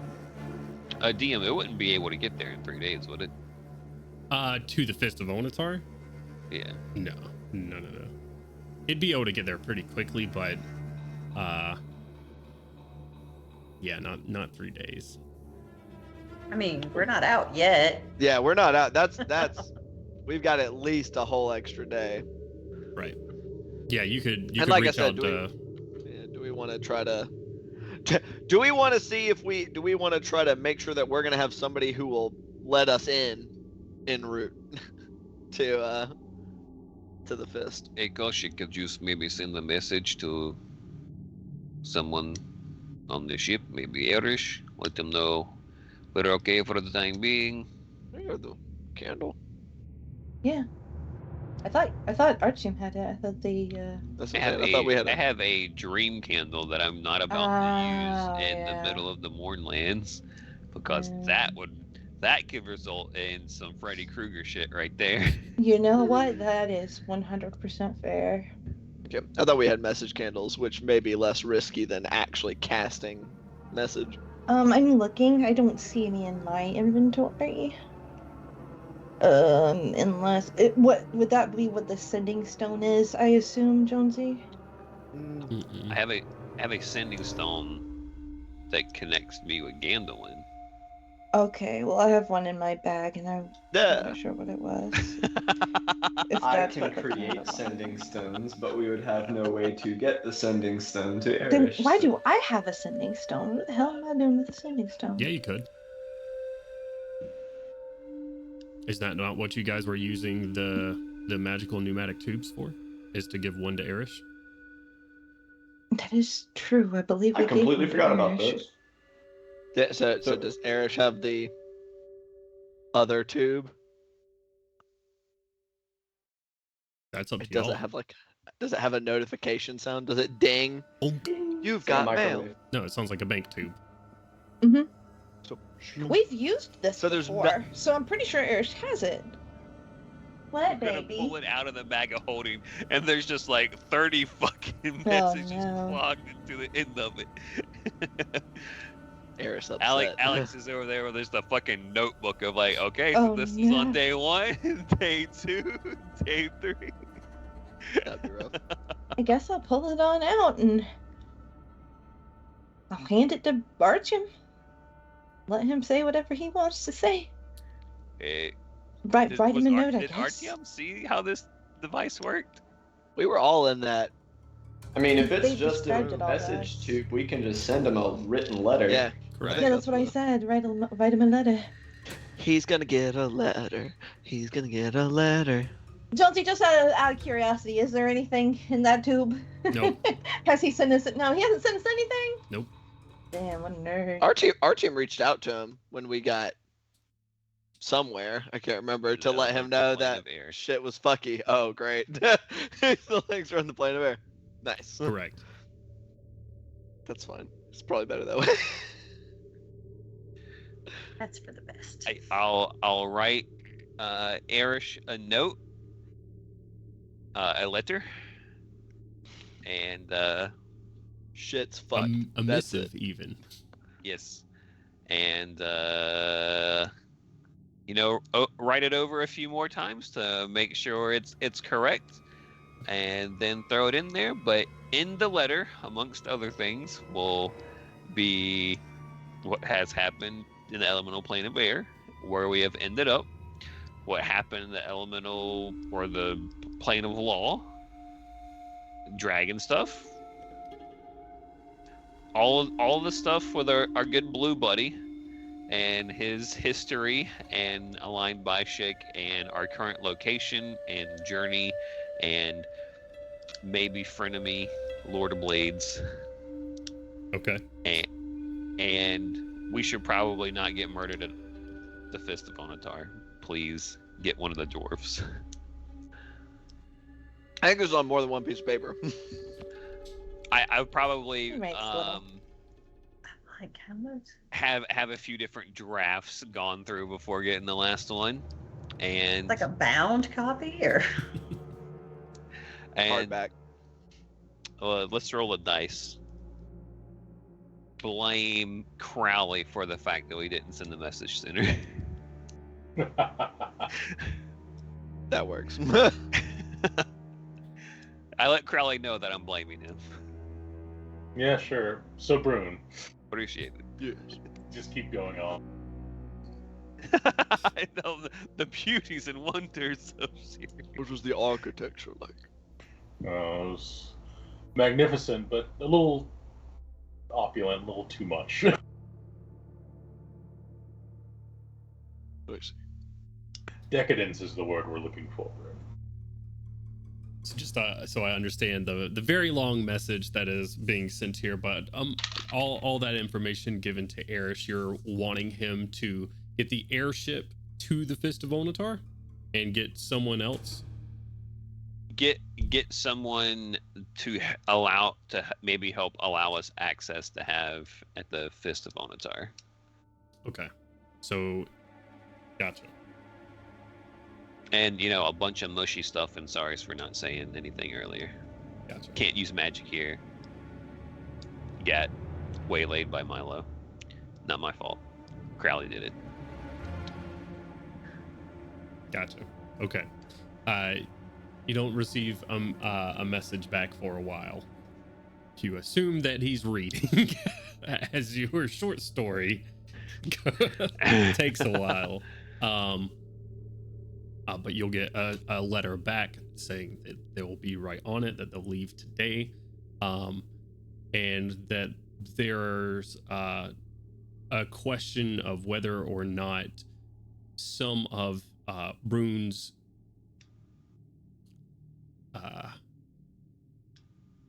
I don't want to say lackeys. That's a word that's in my head right now. People. The underfolk My people. Yeah. that were with him. Are they going to be accompanying them or not? Hey, Broom, should we bring your people? Yes. Yeah, Broom. That's what they said.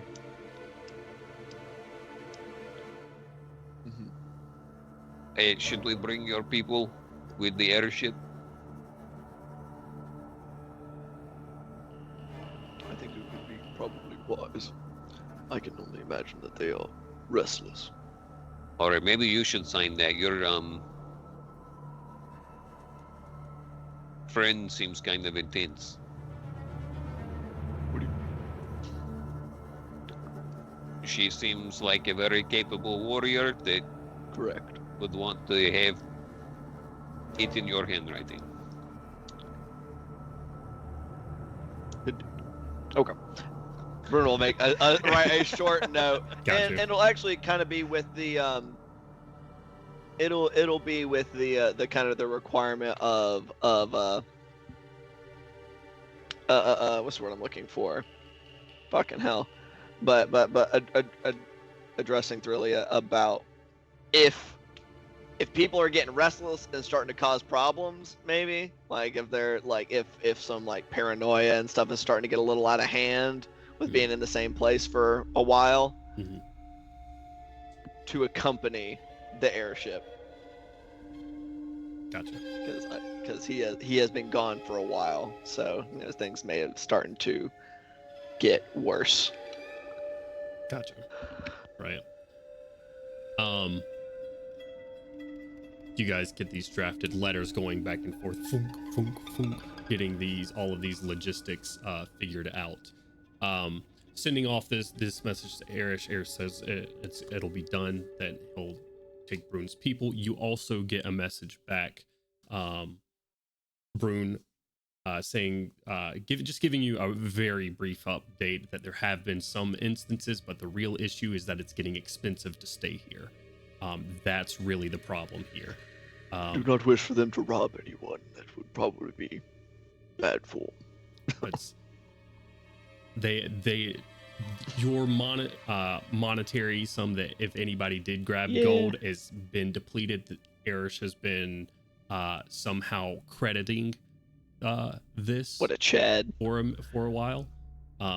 So yeah, it's time. Let me pull out my platinum card. Not his.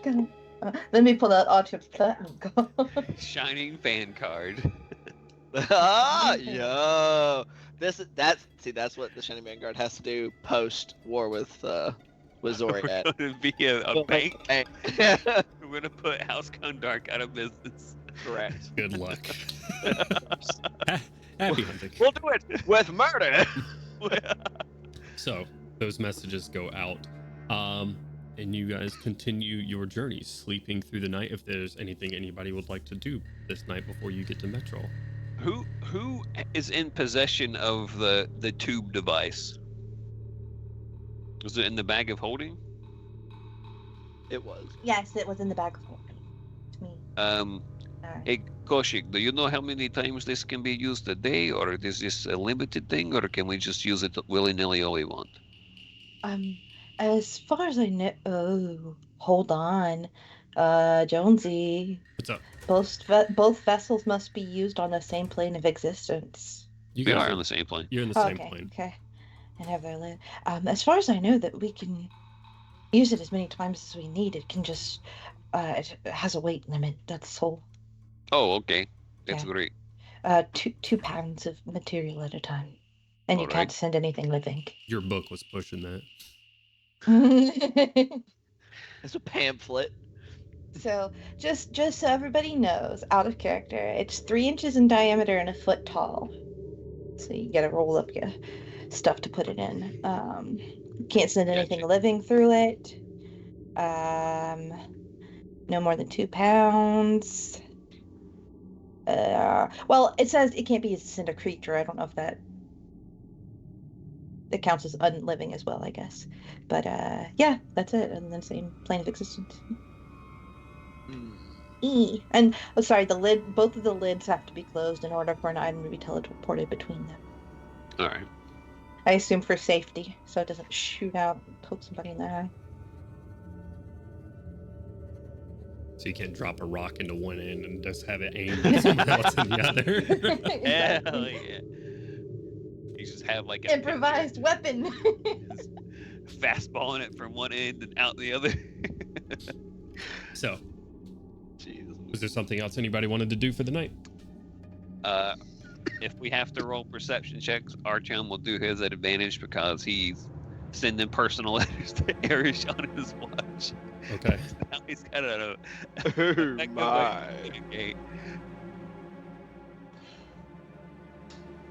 No, although Otto is probably unordinarily kind of withdrawn and contemplative for the awake parts of the long rest.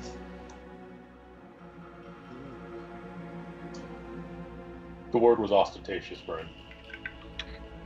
Truly. What will the property taxes like? High, low? They were uniquely suited to the benefit of the nobility. High. So, I see. It's a gated I community. understand.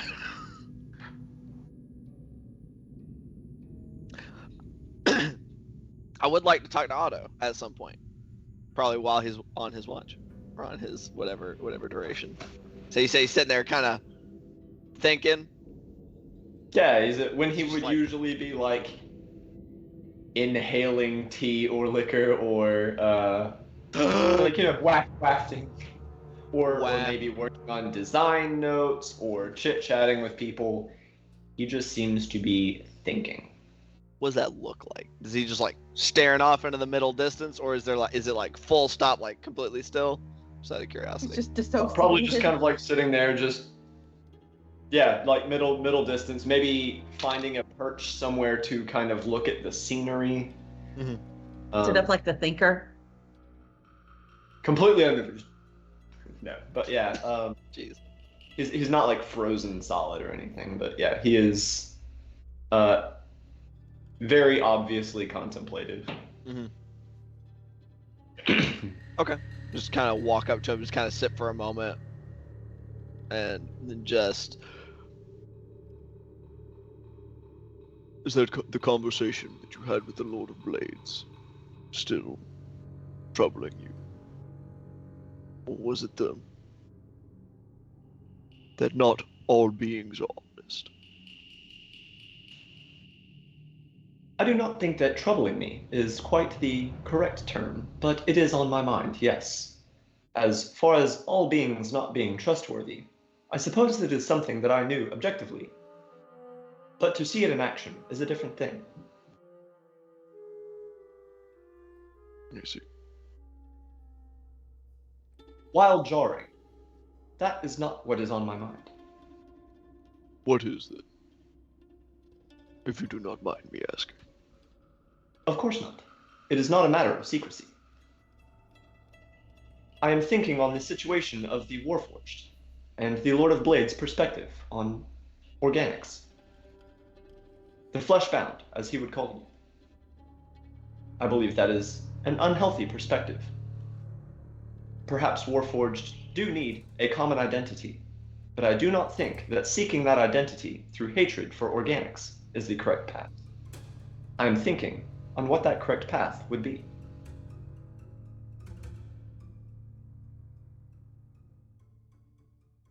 Should they There are not many- simply just... Sorry, go ahead. Should they simply not just pursue their lives as each of them desires? Indeed, I think that is the right way for all beings. But to have a common identity aside from being weapons of war, something to fall back on, a common perspective of others to view us, it is a complex, social dynamic. One worth thinking on, and perhaps one with a better solution than the Lord of Blades has selected. Clearly, it is important enough that many seek him out, or he would not have such a force. We must certainly hope that there is an alternative. Though I do not think it would be easy for there to be any shift in how they are viewed in a short time. Not when their reason for creation is in such close memory. Indeed. I do not think his actions do anything to assist in that notion, however. If anything, it perpetuates it. a difficult place to stand. Surely. Indeed.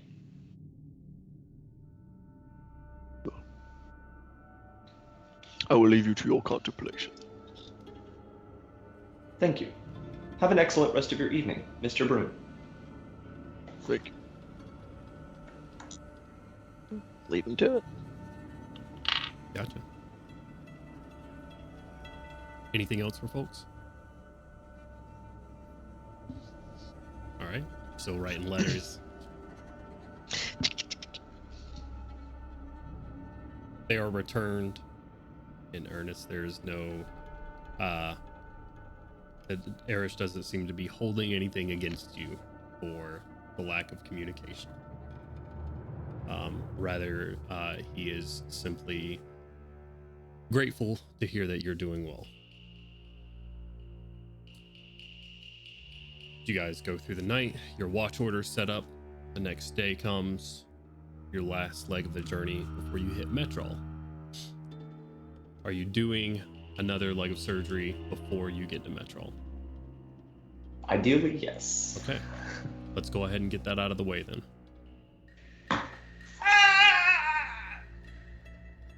We have a 45% chance of success. 45. Assuming we're getting the potion, otherwise we are only having a 20% chance of success. Is there no inspiration allowed for these rolls? You can inspire. What about guidance? No, thank you. Yeah, guidance? Can I guide him? You could guide him, yes. Or am I already doing enough? Yeah, you can guide him. You wish Is to that do magic? Perpetually. That is magic, but it's a cantrip.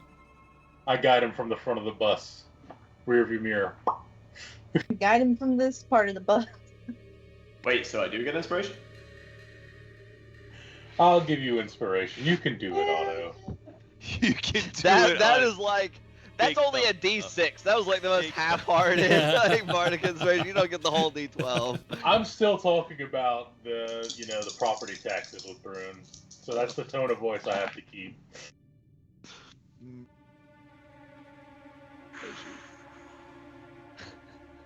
You wouldn't understand. It's comedic timing. There seemed to be a lot of gerrymandering that went on. Absolutely. Okay. Have I told you just how ridiculous dealing with some of the upper tier was? It's ridiculous. It sounds deeply unpleasant. My inspiration was only a 2. The guidance was only a 2. Thusly, we have a 27. 27. Very nice.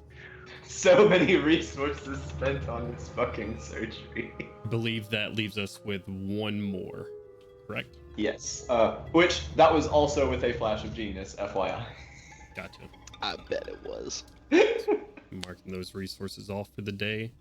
As Otto and Koshik spend these 6 hours, this first half of the day. And Crowley and Brune. I guess also Pip and our team have been on top. So the 4 of you, those of you that aren't doing spinal surgery on a moving armored vehicle, Hell yeah. see the rising towers of Metrol coming into view. Dark shapes in the fog and mist. As you pull up to the city gates, and that's where we're going to go on break. So, thank you guys for joining us. Thank you guys for playing with me. We're going to be right back. You shouldn't go anywhere. Make sure you drop a follow in this time. Also, go donate to Extra Life. If I can talk, go donate to Extra Life while we take a quick bio break. Yeah. Did I miss anything? Yeah, don't go anywhere. And we'll be right back. Much love. Or will we? Yes. Bye-bye. And hello, everybody. That was 100% caught, by the way, because I pressed it before I said one. So, hello, everybody. Welcome back. See, now we have recorded proof that you say weird shit, too. I just repeated what you said. I never said that. Hello, everybody. We are Hard Knock Dice. We're going to continue this wonderful journey that we're on across Eberron. So if you weren't here for the being bullied across Eberron. Who is Brittany and Eberron? Anyways, The first half of our journey, in case you weren't here before we started for break, the Shining Vanguard, our group here, plus a couple of folks, were making their way across the Mournlands. A couple of hazards and or interesting things for the Mournlands, but nothing that has hindered them too much. So they now roll up to the rising city, Metrol, Crowley's hometown. As we do, the tank bus sort of camera pans onto it. It slowly rolls up to the city of Metrol. Towers in the distance, high gates, crumbling portcullises and type that guards would used to stand at. Easy entrance, easy enough to get the tank bus in the city streets. But before we do, Crowley. So you see your eyes sort of darting back and forth, looking for movement at the wheels.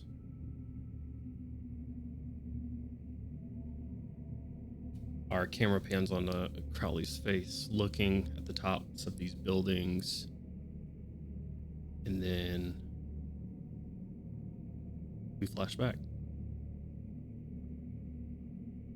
Camera pans onto the face Caiaphas Cromwell scanning the streets and building tops after being directed by his captain to clear this area. The years of experience going to work, the years of your military intelligence scanning, clearing these buildings. You're good at this. It is your job. You've done it for years. And you know that it's going to take time. In order to do this properly, it's going to take a couple of hours, but it has to be done properly. You're bringing your family here. By the time you make your way to the address given to you, the industrial buildings on either side of you menacing your vision, some of the machinists and other blue-collar workers show up to start their day for work, none the wiser of whatever might be aspiring here.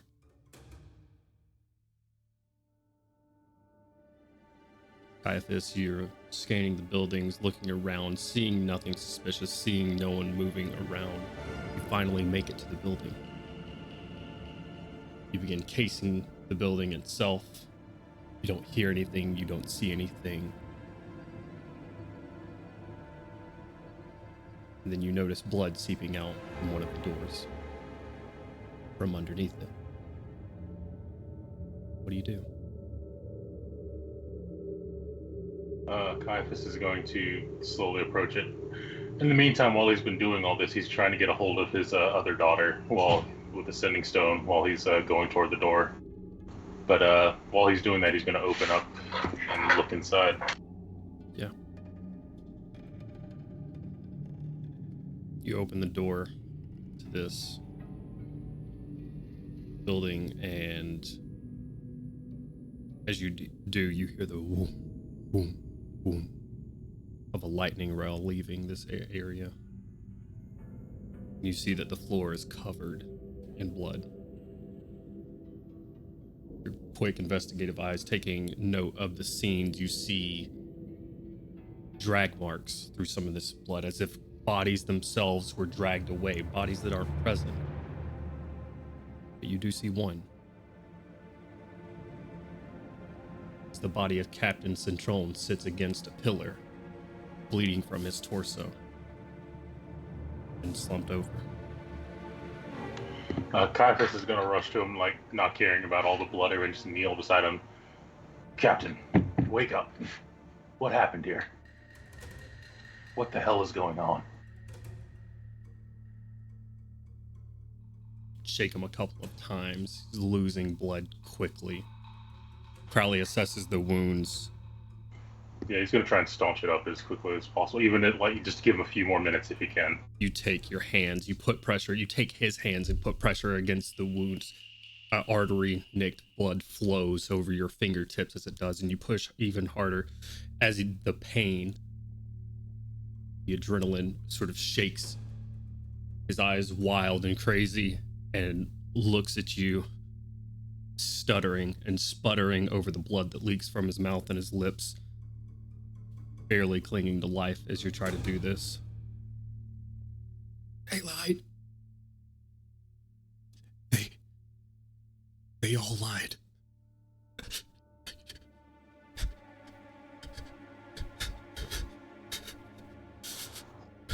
Save your It's okay. It doesn't. Get them out. Get them out. I'm gonna grab his hand. I will take care of them. And you see life leave his eyes. Caiaphas is going to take the man's hand and just place it back on his lap and just kind of like close his eyes before getting up and just looking around and assessing the situation, trying to see anything like who could have done this, like what in particular. Like he knows he has to go find his daughter, but he needs to know. Caiaphas looks around this area. An industrial park on the edge of town. Lightning rail that leads here. Mostly to bring in materials from Inner Kyrie. No rail in the station, but as you look down, you see a rail leaving Metrol to the east.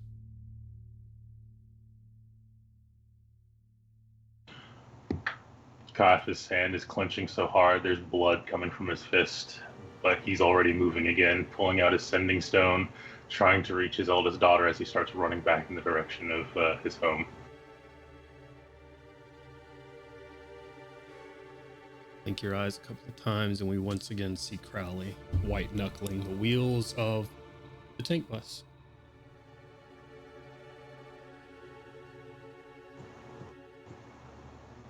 So, we are here at Metrol, and there's a couple of things as far as direction goes that I think you guys are going to need to know. The maps of Metrol that you might find on the internet aren't necessarily going to be too incredibly helpful, as I've changed it up a bit. Crowley, this is general knowledge that you would have already given to everybody at this point. You've already talked to Brune definitely about it. Brune knows the tax brackets of Metrol at this point. However, Metrol is called the Rising City, as you can all see at this point, because of the large towers, the large pillars of rock that hold up several parts of the city in Metrol. Specifically, there used to be 7. A couple of them have fallen since. But Metrol itself, at one point, at least before the Mournlands, was much like a lot of Chirons do, was a thing of beauty. So these aren't just pillars of rock in the air, they are carved, they are statues that go hundreds of feet in the air that hold up pieces of the city. These 7 statues are the mother, the father, the automaton, the tinkerer, the priest, the merchant, and the artisan. On top of these, different points of interest are located on these.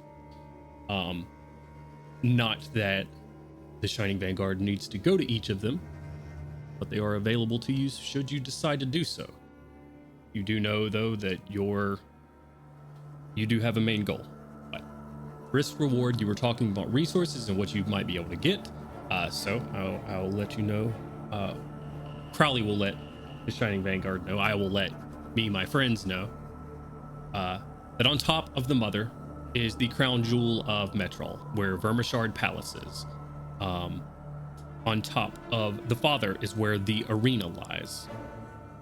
The automaton, as you pull up to this city, which sits to the far east of the city, has fallen. The tinkerer, which stands behind the automaton, atop of that, the Cannith workshop. On top of the priest, the priest has fallen on the western side of the city. The merchant, which is also on the western side of the city, is the vault. And on top of the artisan, the Weinarn Institute of Art.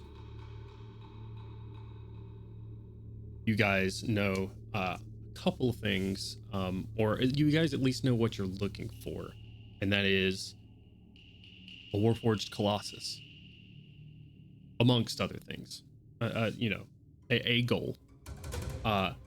Crowley, I'd like you to give me a history check. Your previous Chiron military intelligence, make it an advantage.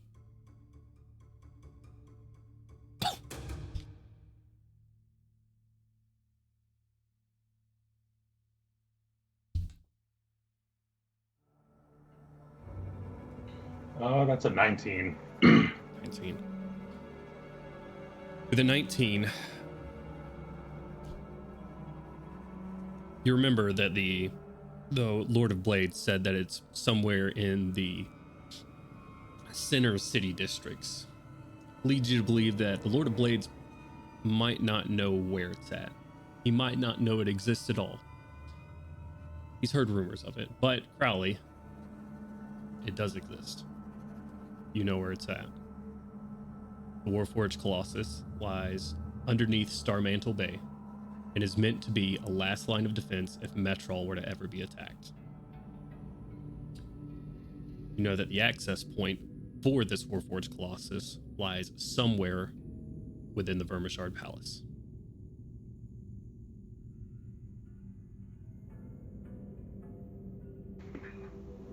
Crowley's going to point to the mother from the distance, like, there. So we're going to need to go. All right. Now that is your ultimate goal, as you point out towards the mother. So, you can decide it here, Shining Vanguard, together. You are safe within your tank bus, and you do not see any movement nearby at the moment. You can decide from here where you're going. What? This one spot is just called the Vault. It is called the Vault, yes. The Vault. What kind of things would be found? Like what kind of stuff was stored in a place that is the Vault with a capital V? On top of the merchant. Yeah. Yeah, I can get some. Like, is it just wealth or? Get some history checks. I don't think I get to make one of those. Crowley, you can make one at advantage if you do decide to roll, which I assume you will. Anybody else is welcome to roll them as well. It's like, as much as I like money, if it's literally just money up there, skip. 23. 23, very nice. And 12. 12, okay. It makes sense that Pip would roll for the bank. Pip, what you would know about it is that with a 12 is that mostly that place would definitely be a target if things hadn't gone down like it were and the Boromar clan had more of a chance to get out of Sharn and you got moved here like that. Like, you've heard of that place. It's one of those places that you like, I'd love to rob that place. That'd mean a lot of money for me. That's about what you get with a 12.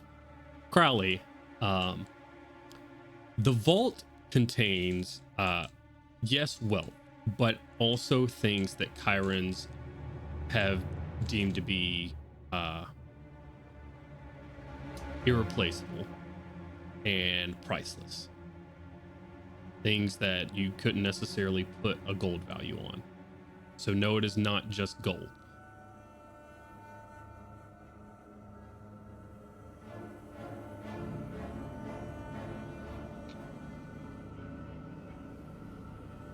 So Okay. If we had an opportunity to get to the vault, there is the possibility things might be there that might help us, though I'm not sure. It's not just monetary wealth, but culture and perhaps even items that are seen as there's no price point you could put on them. Right. And Not what is this? just monetary wealth, right? Indeed. What is this arena? Well, the arena is what it sounds like they would use to hold games there, of all sorts for the entertainment of the populace of Metrol. Okay. That's what I figured. Wanted to double check. Aside from our objective at the palace, I believe if we can, taking a look at the Caneth workshop as well as this vault could be wise. Indeed. I agree. War isn't cheap, and neither are allies. Outside of monetary value, there may have been knowledge or inventions lost. A good place to find secrets of artifice. Both the vault and the workshop have the possibility of holding it, but so too does the palace itself. Right. I feel like maybe we have to also consider if we defeat whatever illusionary man from Zoriet or entity from Zoriet could be in this area, that if we were to not go to the area of artifacts, that the Lord of Blades and his compatriots would learn whatever secrets that were in that place fairly soon. So if we want, well clear it out. right. So if there are things in there we don't want them to know, it's up to us to clean them first. I'm very good at wiping secrets from the map. I can make sure it gets done. They'll be worth looking at, I believe. I think we should at least check to see if it will be entirely too difficult to get to either of them. According to like where everything is, the statues and everything, where would Crowley's home be? I'll let you decide that. You tell me. Right here, by the front gate. It could be. You guys are pulling up to the western side of the gates, which aligns with where the industrial district that we were just at is. So near the same area. Man, I live on that high rise next to the palace, so I can get that morning eastern view. No, I'm kidding. That morning eastern view. Yeah. So it was really just unfortunate everything that happened. But I'll say he lives closer to the center of the city, like close to the industrial, but like a little bit closer. Yeah. I'm sure my wife's father wouldn't have standed for him to live that far off. Very well. So you'll have to move through some of the streets to get there, but Out of which of the places is the closest out of the palace, the workshop, and the vault from where we are currently? Or are they all relatively equidistant? No, from where you are currently, the merchant is the closest, as it's on the western side of the city. Okay. Where would we be in relation to the workshop? The Like how workshop far? is closer to the eastern side of the city. Okay. Yeah, I should have drawn up a map beforehand, but I didn't. So it is what it is. It's closer to the eastern side of the city, and the mother and the father are more central. The mother being the most central tower on the other side of Starmantle Bay. Gotcha. Okay. As it is closest, perhaps we'll go ahead and investigate this vault. See what there is to learn, what there might be useful. I agreed. Okay. All right, let's go. Let's get this bread. The tank I do rumbles. not understand that saying. Nor would you consume bread that's been in this city. So, Shining Vanguard, you begin your way driving through the cities. Crowley, I'm not going to make you roll a check here, as the majority of the city hasn't changed. The majority. As you are driving through the streets here, you notice that there are horizontal pieces of building stuck in between two towers that weren't there before. You'll notice that there is another building that was on the northeastern side of the city is now here.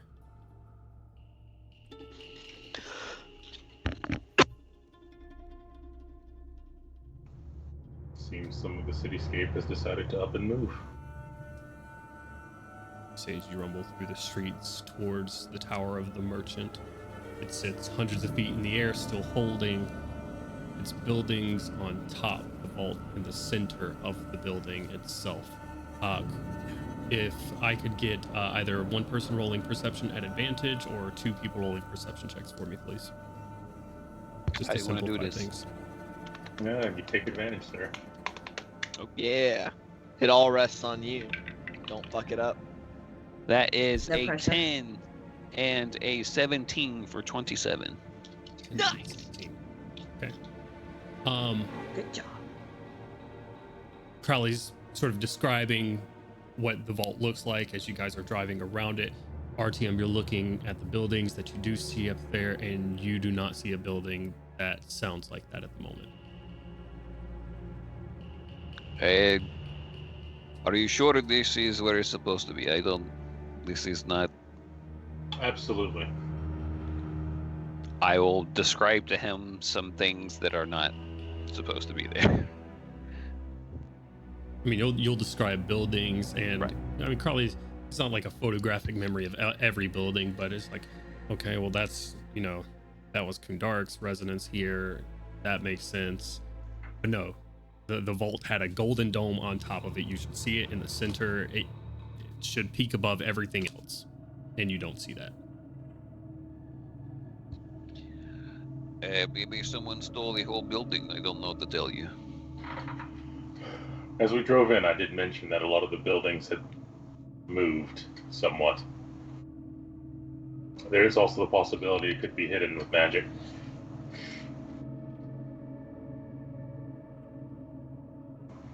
I'm gonna kind of like look around. It's like, I don't think there's any other golden top buildings. You would see this. I tell Artie, you would see this. Well, building. we were told that there are illusions in the city, so... Do you remember all of these statues being in this order? I mean, some of the statues could be up and actually down, and some down and actually up. I remember quite well. I mean, Is there any way we could get someone to go up there and check? Hey, Otto, could you peek up at this and make sure these buildings are really there? Or at least fly through where the position was. Indeed. Okay. Give it a check. I was going to be several hundred feet away from the party doing this. I was just talking about using True Sight to make sure he was perceiving through illusions. Well, they're Or talking does about- True Sight have a range? I am checking. 60 feet, Okay, never mind. if I remember correctly. No, you do not remember correctly, but it does have a range. It is 120 feet. It's only 2 times what I said. Close enough. I think I'm thinking of seeing visibility at 60 feet. Yeah, that's probably right. Using True Sight, Auto, you don't. Yeah, I mean, nothing changes from this distance. You can confirm that the pillar is actually here. That the merchant, which stands there carved with its, fine wear, and it's like carved out sack of gold that it has on its belt. All of that's there, but you can't see on top of the platform without actually flying up. How far up did you say it was? It's a couple hundred feet. Each one of these things are. They tower over the city. Gotcha. And is the fog so thick here that I would not be able to see the party from that high up? Or is it like in the city kind of dispersed? No, you would definitely lose vision of it if you had to get 120 feet closer to where this central building should be. You would lose it just because of the platform below you. But yeah, the fog would also create an obstacle for you. Wait, Milo, come back. Otto, come back. Don't go that far, real quick. No, he hadn't left yet. So. Oh. He was only going to leave if it was like going to be Okay. able to stay in sight of the party. Don't worry, Uncle. I was not intending on moving out of eyesight. Okay. There are too many unknowns within this city. Well, I know that this might end up being a little rough for us, but let's try to keep in contact with each other in case we get separated by illusionary buildings or whatever the case may be. So I will begin ritually casting Telepathic Bond. Which is a 4th level spell, correct? Yes, sir. I need to roll percentile dice, I presume. Whoa. Yes, you will. I was about to say something, but I don't remember. Oh, where are you casting this spell? That's what I need to know. I say we'll probably do it just outside the bus. You know, everybody gonna step out into the streets. Outside the bus. Yeah. So everyone kind of stand together. Mm-hmm. That is a 16. 16. That's very low. Okay. Spell goes off. You get your connection with everybody. Seems to go off without issue. The wild magic is that Satan was included on the Skype call. Wouldn't that be something if... Who is this? A telepathic bond comes out. How did you get this number? Just screaming. Just a random Lemure. That's just me Holy screaming crap. into the mic for the next fucking hour while you guys talk. Great. I can't. What? I can't. What'd you say? Can we mute him? Shut up! Just shut Go the to fuck up! settings. Go to settings. Go to What? users. It says that I'm not the owner of the call, though. I cast the damn spell. This hurts. Voodoo This hurts. RTM has Okay. left the call. Alright, so you So get we the telepathic. bonded. Yeah, telepathic bond is up. You can all now speak mentally. Question for you: do you include either Gabriel or Venora into the mental link? Yes. Both of them? Yep. Okay. Yep. How many can you cast on? 10? I thought it was 10. 3, 4, 5, Quite a 6, few. 7, Quite 8, 9. Yeah. I We think included it one is of the 10 as well. children that one time. Included both of the children. Right. 8 people. Okay, so one will be excluded if it's 8. I thought it was 10 as well. Oh, okay, my bad. That is an issue. The one that was unable to Wait. move. Well, there's 6 of us, right? Unless I can't count. Azure. Don't forget Azure's with Azure. you. Oh yeah. Hey, here. That. Where's he at? When, I'll see him when you type anyway. in telepathic pond.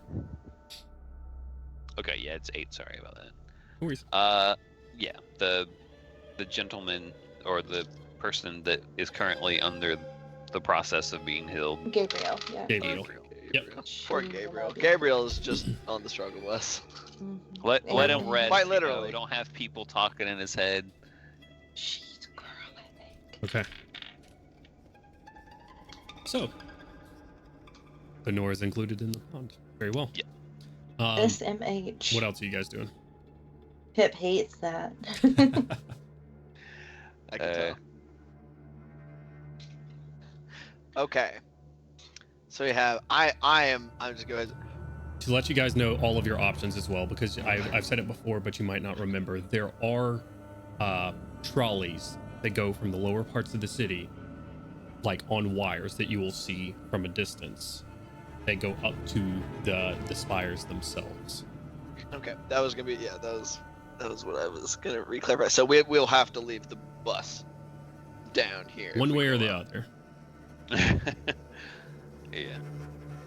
You can stay in the bus as long as you're just going through the streets, but if you're How does if you take the bus up? Is there like a kind of there's not a road up there, no.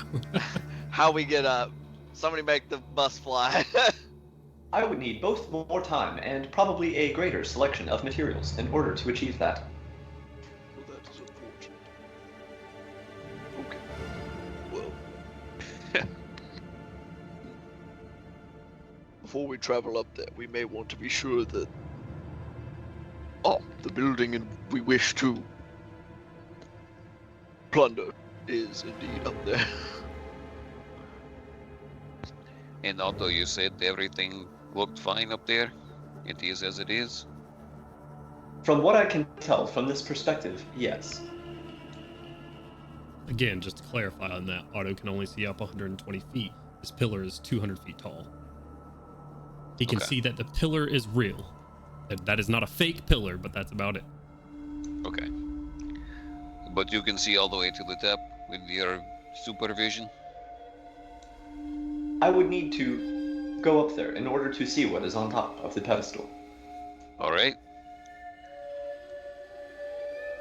Are you okay with going up there, or do you want me to come with you? In a place such as this, I believe anyone going anywhere alone should be avoided. All right. No, absolutely alone is fine here. It's preferred. Yeah, Split the we party. should split 7 ways, actually. You're right. Correct. Everybody go to a different place. Awesome. Break. Sounds good to me. It'll be much Yeah. easier to kill you very quickly that way. Get things done much more. A challenge. In game. So yeah, In my craft. I'll head on over to Otto and wrap an arm around the shoulder. I'll Okay. well, Mary Poppins him on up to the top of the pedestal. Yeah, just keep one of your boots real stiff so I can step on it. Locks out one ankle, Artyom steps on, and it's a sweet scene as we see Artyom and Otto raise into the mist and fog above. Otto's actually installed like a one of those like little flip down things from the step Or like a onto, just truck? folds out of the sky. Like, Wait, Yeah. you have Like on the side of a telephone pole. yeah. I was thinking like on a motorcycle, like you have foot pedals on either side. oh yeah. Yeah. Yeah, just kind of. Nice. You raise I was up. thinking one of the little seats in the bathroom that they have for toddlers. Just Yeah. like, You're Up we go. Up we go. up you go Up you go. into the cloud of fog above. Yeah. Keeping the true sight active, I assume. How long does that last for you? 10 minutes. 10 minutes. Okay. So plenty of time at this very moment. Actually, damn. How long does it how long does it take to cast telepathic wand? 10 minutes. Okay. True sight is gone. I thought he didn't cast True Sight till the telepathic bond was finished. You But now I got of events- 3. I got 3 charges if necessary. So. Okay. I think you'll need to use it because you used True Sight. You could see 120 feet up, and that's when RTM said, "Wait up! Don't leave anywhere," and cast telepathic bond. So that charge would have expired. Gotcha. I mean, I was not keeping track, so I thought wrong. Unfortunately, I cannot cast those spells with a spell slot, so because they're only ritual spells. Is that how that works? Mm-hmm. Have ritualist. That's not a Yeah, he druid has spell. it in his ritual book. Huh. That's the spell he bullied some fucking dude. Yeah, some teacher. Oh yeah, that's right. the professor or whatever. Yeah, from Moorgrave. That's right. Yep. So you two take off to the skies, turning on your true sight once more. There don't seem to be any illusions as you crest the top of this. The buildings that are there are all real and in place, it seems. Your history knowledge of the city, not as maybe in tune as Crowley's, who's from here. So you might not know if there's a building here that wasn't previously, but as you're looking over the city, there is definitely no building with a golden. Actually, let me get you a couple of perception checks from both of you. Sure. Gotcha. And just as a reminder, True Sight covers invisibility, etherealness, and illusion. Gotcha. And magical darkness. Not that would be something we wouldn't notice, I think. And shape changers, I believe. Indeed. I don't have any of those things, but I did roll a natural 20. Nice. Nice. Okay, I did not. I have a 21 after 21. bonuses. Very nice. Let's go. 21. 30 total for me. Okay. Yeah, go fuck yourself. Oh, no, I'm just letting the DM know. Fucked on. Looking for different things at this moment. Otto looking for illusions, of which you see none throughout this part of the city. As you keep within that 120-foot range of parts of the city, Artyom, while you guys are sort of flying over and you're sort of on the backpacking on Otto at the moment, you look at the center of this structure and you see a pit in the ground. Just a hole. If we look at the edges of this hole, does it seem You go up to it. This is like 120 feet away, so I'm just saying you see it Oh, from that far out. Yeah. there is a massive hole in that building over there, Aldo. In the ground itself. Oh, into the ground. As in a crater or a pit? Is it something that once pointed out, Otto would be able to see? Very clearly. Is it a crater or a pit? You want to go up and investigate it? Asking Crowley too. Hey, is this natural, Crowley? You don't remember a pit or a crater up there. Yeah, there was no pit or crater up there, RTM. All right, we'll be very careful. Okay. A little bit closer. You don't need to get too close to this. When you get close, it is very clearly not natural, as the edges of it are perfectly straight, as if they were to outline a building. There are several feet down into concrete and stone, perfect outline of a building that was there that seems as if a piece of cake was just cut out of the center and moved somewhere. It is gone. Your true sight reveals this not to be an illusion. You see pipes Go ahead. Oh, sorry. Go ahead. I was going to say you see pipes in the ground itself that were leading to some sort of building, sheared off straight.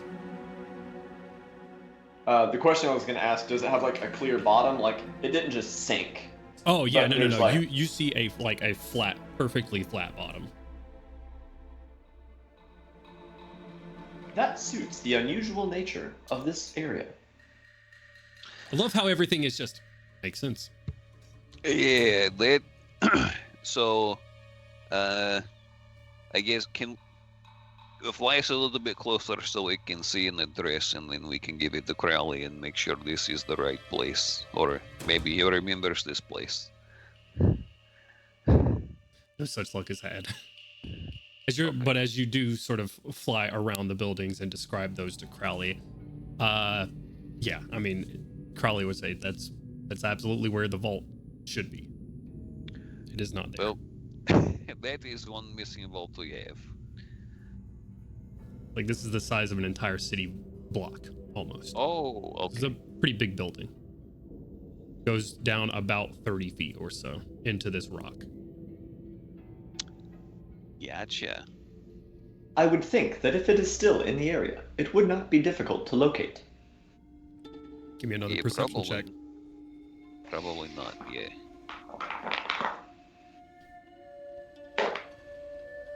Better. I don't know if it's gonna... You said you had like a 30 and that didn't find it? Let's see. Fuck it, we'll flash a genius just in case. I got a 26. 26. Oh, wait. Will I? How many I got left? Did I use one today? I did. You know what? We're gonna hold on to that. Also 26. Okay. With 2 26s, you two look over the entirety of the city, waiting for fog clouds to part, so you can see onto the other platforms. You look over the bottom parts of the city. There is no golden dome that you find, reminiscent of what Crowley's described to you. Oh, I was looking to see if there was like any traces of if this thing got picked up and moved or anything like that, if there are like bits of things trailing into like an area. Okay. Or if this was just like a sheer cut, like a laser, like a super laser just flash did it, or the area of a spell teleported it out. Yeah. I am gonna say that the edges are incredibly sheer with a 26. Okay. It looks like something, like I said, it looks like a piece of cake cut in the center with pinpoint accuracy. Gotcha. As far as how it got out of here, you're not entirely sure, because of the rubble of the city, the current just state of it, you don't see any indication though that it was like dragged through the city or anything like that. Gotcha. Okay. That perhaps teleportation magic or some sort of telekinetic magics lifted an entire building and moved it. Whatever grabbed this building or zapped it away, it It did it quickly and efficiently. It didn't leave any traces.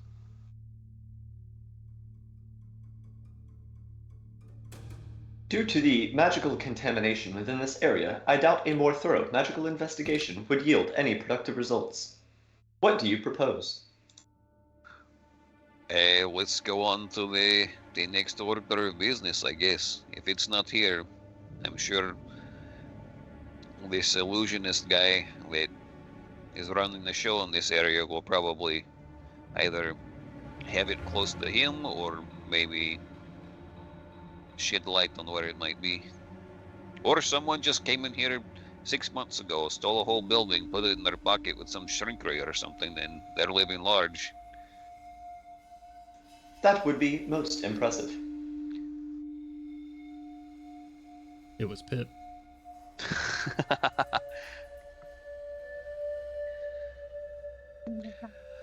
It all makes sense. Joining back up with the rest of the Shiny Vanguard, discussing your discoveries. Where are you going Right. from here? What's next place on the agenda? No vault is there. But the vault is missing. Yeah, the vault was stolen.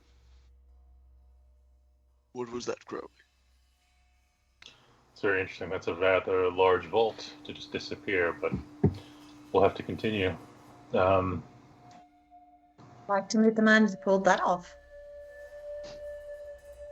Well, it was highly sought after, so there's no telling how many have tried for the vault since the morning happened. It could have been taken at any point in time. If it was this illusionist, you may achieve your wish. So the workshops. Yes, in the Workshop. industrial sector, correct? All right, let's head that way then. Load back up into the tank bus, getting closer to the city center at this point. You pull up to the Tinker, several hundred feet in the air. Tinker gazes lovingly upon its creation, the automaton, which now sits in ruin across part of this river on the eastern side of Metrol, near the borders, where the automaton stood and protected Metrol. Is the symbolism of it. Now the Tinkerer gazes upon nothing. You're looking for the Kenneth workshop. How are you doing so?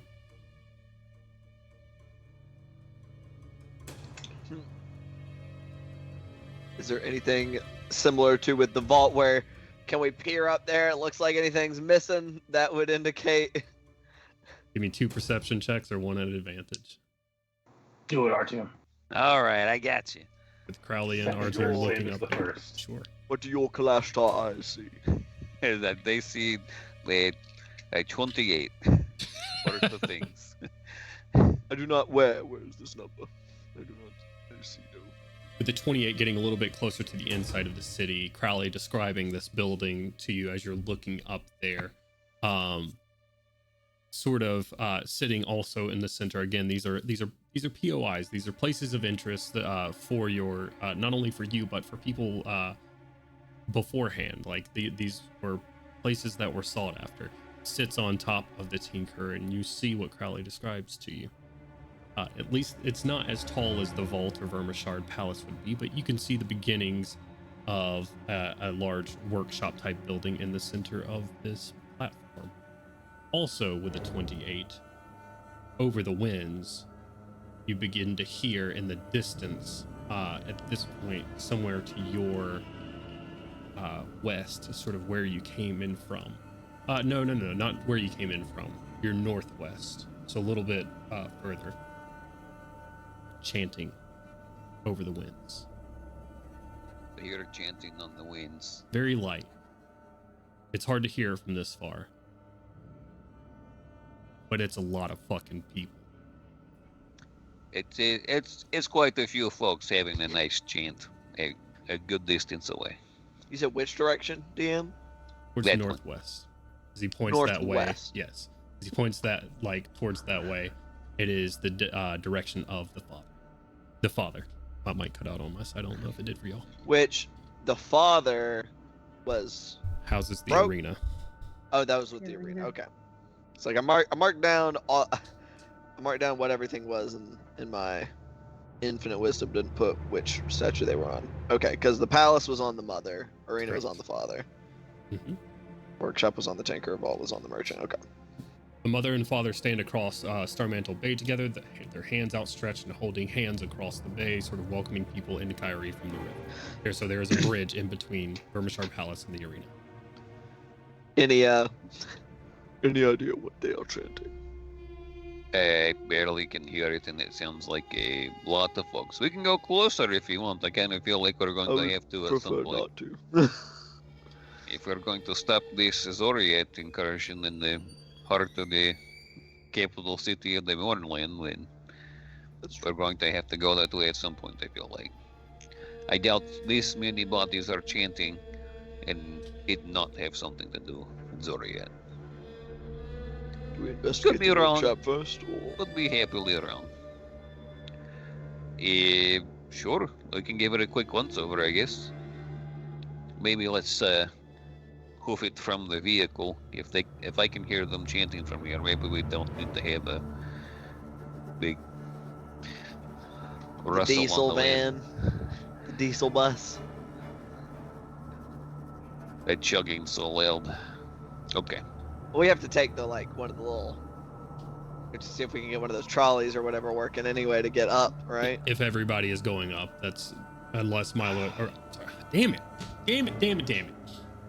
Otto is gonna I fly blame- everybody up, or someone's I casting blame- fly, whatever the reason is. Cody for having Otto and Milo. Absolutely. They both have an O on the end. Everybody say boo, Milo. Boo! No! Yay, Milo! We're not booing. Stop that! Stop it! I know what makes you cheer.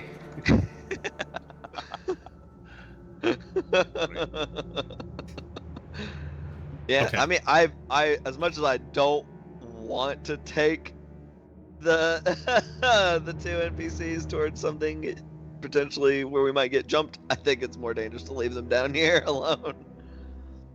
Can we even move Gabriel?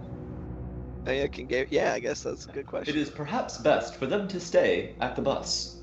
They would be protected somewhat by the weaponry equipped.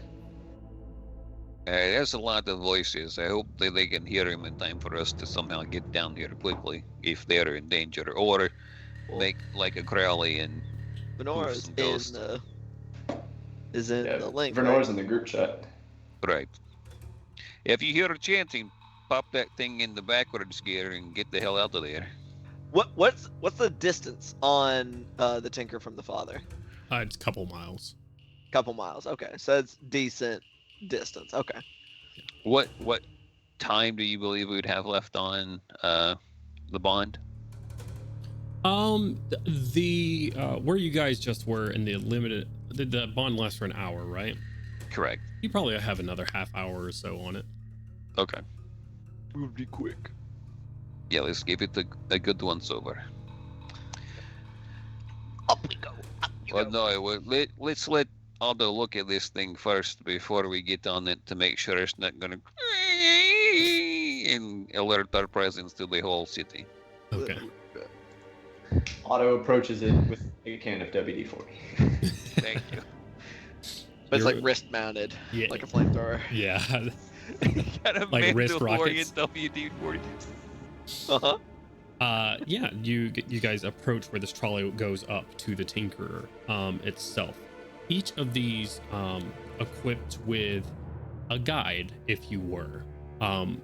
This guide is in the form of a pre-recorded message and something that is supposed to look human.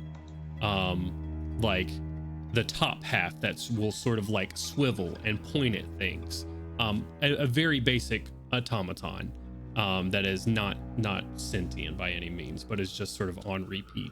So it sits there, some of its paint peeling at this point, pointing at nothingness, unpowered at the moment.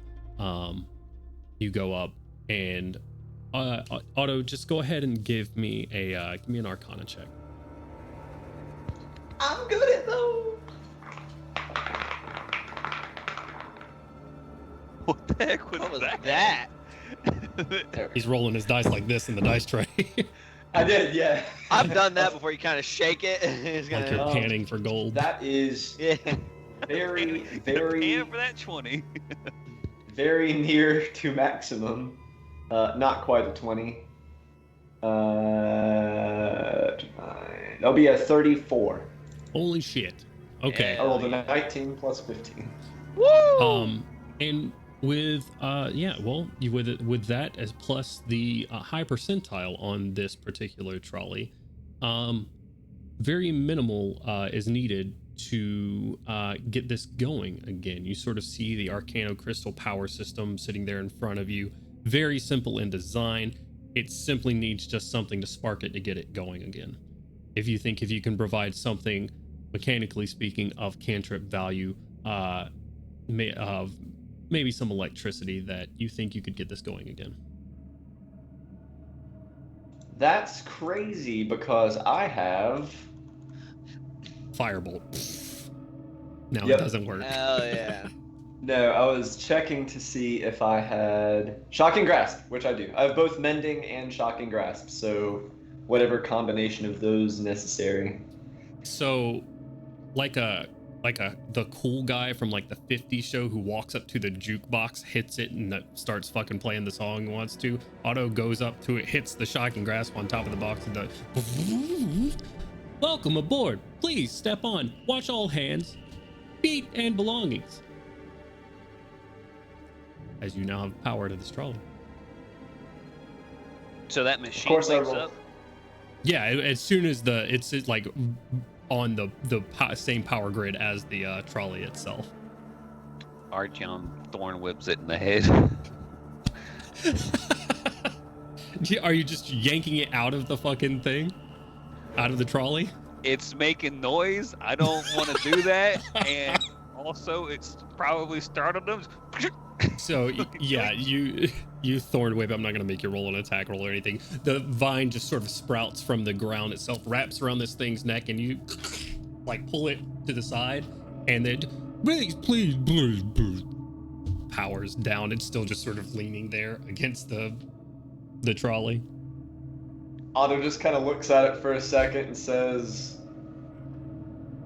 I am quite happy that we have already established their lack of sentience. I don't have a response to that. It was maybe going to get us killed. Fair enough. I suppose. If there is something sentient, please by all means stop me from killing it.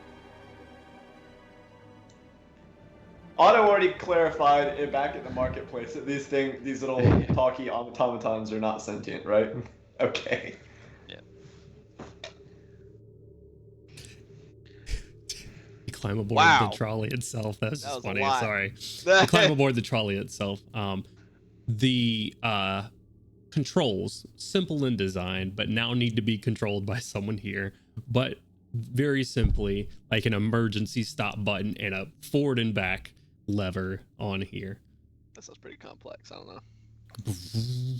And you start being lifted into the sky. Already rolled for the condition of this. I've rolled an 89. It will stay that way. You have no issue on this wire.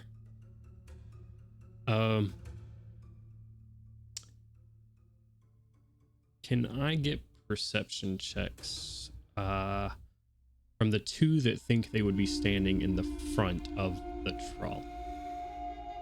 Me and Broom. Sure. It's up to you. Having to look over the top. The sides are quite high. I hope you got this one. That's a 13 for me. Wow. I really, really doubt it, but I'll try. Purple is for perception. Jesus. Oh, hey, I might have it. Dirty 20. Dirty 20. Very nice. Much better. I have a +3, so I was like, yeah, I wouldn't bet money on it. But You guys are making your way up here towards the area. Crowley confirming that very much the Kenneth workshop is still here. Although it's of course, in disrepair. The immediate area around it, not immune to the surroundings, but cleaner. As if someone had been keeping it up for a while. And Brune, you'll see above the door of this Cannith workshop, something that you saw a lot of on the Karn Slayer. An arrangement of blades above the door itself. Sus. I'm not walking through that. I'm trying to remember if they said that if they had previously been here, or if they had made like attempts and failed to retrieve the Colossus. He said he sent scouts in. He never gave any details. Okay. Does this seem like a defensive mechanism or just like a symbol? Simply a symbol. Okay. I mean, it makes sense that they would lay claim to a Cannith workshop. Maybe wise to go carefully. That's just like a mark? Yeah. It's just an arrangement of blades. It does not... Are they like welded on or something? Yeah, like blades welded together. There is very little... Like, you could, in theory, like hurl that at somebody and do some damage, but it would not be effective in any sense of the word. Like a sword frisbee? Like... Yeah, essentially. High likelihood of hitting somebody with a hilt. Big Xena energy. World's worst frisbee. But you see that you also think you see out of the corner of your eye, you think you see the automaton move and shake that RTM had thorn whipped. You look at it though, and it is completely still.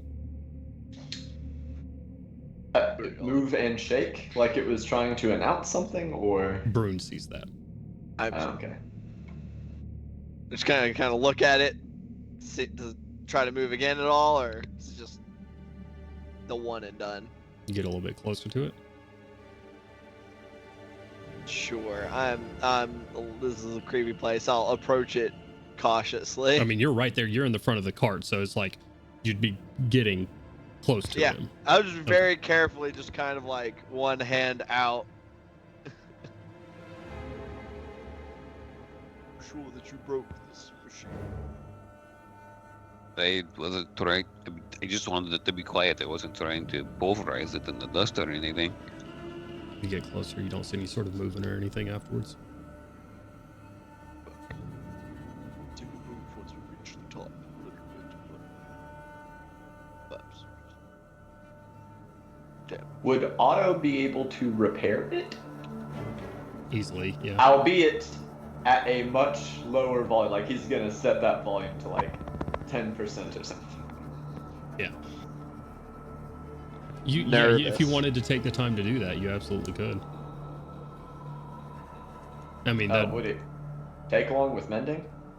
I mean, you're talking about fixing like a broken upright as well as snatched out wires. Our team has thorn whipped this thing out of its like socket, so.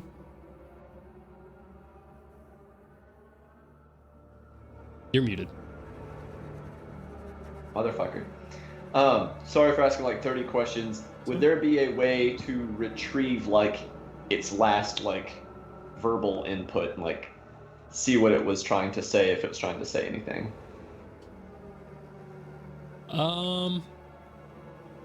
Yeah, I mean, I'll say that, like with an Arcana check, this is a fairly simple machine, but you could get like the data crystal that this thing runs off of and has an ongoing loop of. And you'll essentially get, after playing that back, it is just information about the city and the Tinkerer and when it was built and constructed and what lies on top now. It's very like general high level information about the city. These are like tour guides, if you will. Right, I was making sure there wasn't like some weird like emergency protocol announcement or anything. Nope.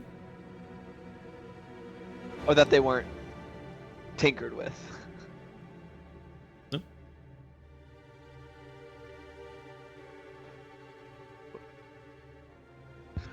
should So we what- dally? Right, let's get going. Let's Okay. kind of keep moving through this thing. You guys make your way through the city streets. I mean, these are just a couple of city blocks wide. You easily make your way to the Caneth workshop. You don't see movement here. It's very quiet, except for that cheering in the distance. It's gotten louder. More ghosts. Ghost arena. But Did you say cheering? Yeah.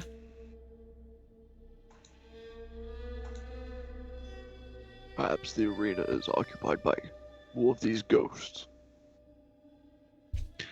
It sounds like that could be the case.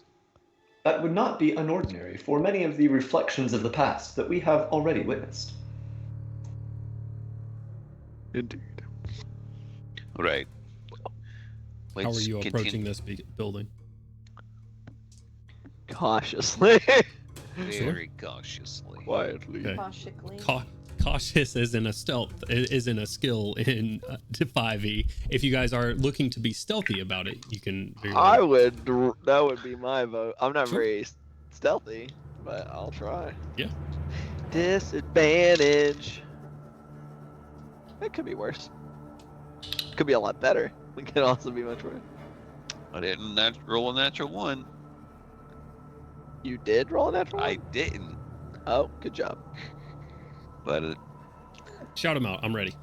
5. 29. 29, 10. 10, 11. 7, 11. Sorry. What is this again? Stealth. Stealth. 12.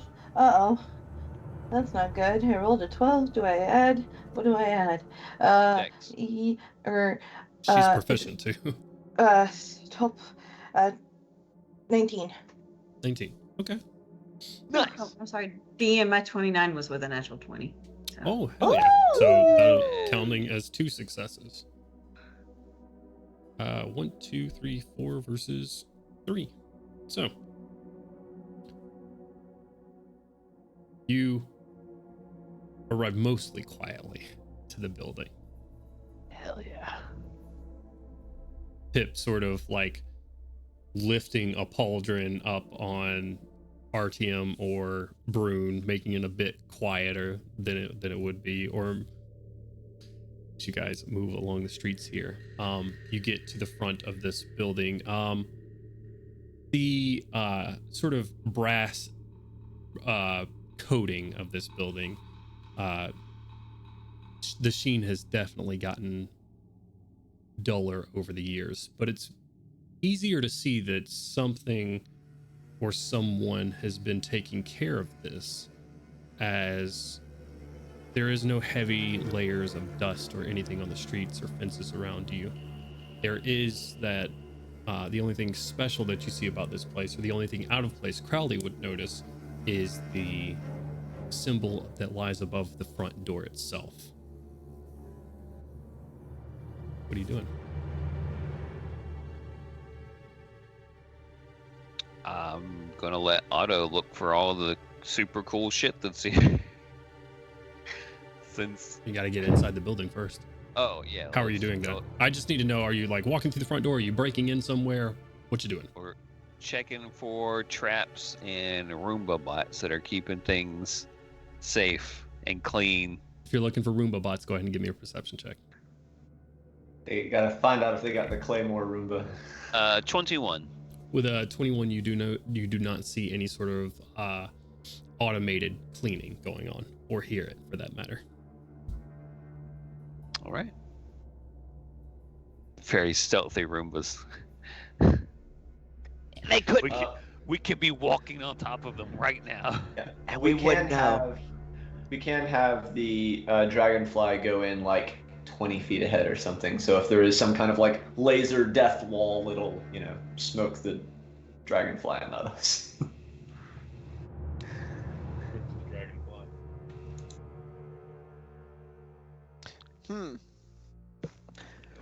I'm sure what could possibly go wrong. Everything now. I just need to know what you guys are doing. Yeah, we'll go through the front doors as everything seems fine. Yeah, it's Gucci. You said it looks maintained, Dungeon Master. Does it look recently maintained? Or just like in comparison? I mean, like, has it been maintained so recently that there is like not like a layer of dust, or Correct. is there? Yes. Okay. So somebody could be home. Definitely send the dragonfly. I think we'll definitely proceed with as much caution Give me as an possible. investigation check. Let's go, Dragonfly. Let's go. If I occupy the dragonfly, I get to use my mental stat for that, right? I have no That is clue. a 22 DM. Okay. 22 for 1. Kent is nodding, so. Oh god, stay still. 24. 22 and 24. You guys investigate the front door area here. Being quiet to sort of open it, look for any strings or other contraptions that could be on it. You see nothing that indicates a trap. Still keeping it 20 feet ahead of us. Sure. You sending it inside? Yeah. Give me a perception check. I'll also verbalize I don't see any traps on the door, so. Gotcha. Hopefully. Another dirty 20. 30-20. Rather empty for a workshop. Not much in here to be seen. There's a contraption of some sort that lies in the center. Seems to be sort of the central attraction for this large entry room for it. You also see sort of sitting at what would be an information desk, or maybe just a desk of some sort, like a with blueprints on them and stuff. Not working on anything, not drawing anything, but just sitting in a chair. An automaton. A warforged model of some sort, but not warforged. Just like more like an automaton. Let me forged. Yeah, let me back up. Take away warforged. But it is an automaton. It is a humanoid automaton. With a dirty 20, you'll see that it's clearly an automaton without the design for war. Its design is simple and domestic with no obvious signs of weaponry. The chassis is aesthetically pleasing with dark woods and brass and copper gears, and a small metal sphere studded with dragon shards in the center of his chest. A docent, though it doesn't seem to be functional at the moment. The automaton does not seem to be. Rob that man. The docent within its chest. Gotcha. I need you to please roll me a stealth roll for your dragonfly, please. Oh. If it is It's not attempting to good be at so. It's not gonna matter. What'd you roll? We're gonna find out what the Hawk Dex bonus is real quick. Okay. 20. It's a +3. That'll be an 8. Awesome. Your dragonfly flies in, seeing the general automaton there piques your interest. Seeing the docent piques your interest even more. The dragonfly flies up, being a bit stealthy, gets a little bit too close to this automaton as it turns its head and looks up. Hello.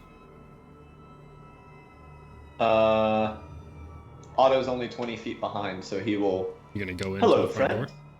Yeah. This guy seems friendly. He said hello. Okay. Otto opens up the door and goes into the workshop. As you hear a voice. Where are you going? Oh, okay. He'll say over his shoulder. There is a being inside. It greeted me, but I cannot respond through the dragonfly. So, only being 20 feet behind, he will kind of toss a hand up. Hello, friend. The automaton sees you and stands up. Hello. And seeing, are the rest of you walking in here? Guess we're following in, yeah. Following in. Okay. If you guys are following in Takes up afterwards. Seeing you at first and then seeing the rest of everybody, looks at you almost with familiarity, Otto, and then everybody else rolls in, and he sort of looking over. Oh, I'm afraid that if you are here to rob us, that we are mostly out of raw materials at this point. They have already been stolen. Who is we? We are the Shining Vanguard. My designation is WN2, but you can call me Samuel. It is a pleasure to meet you, Mr. Samuel. What's happening, Sam? I am Otto.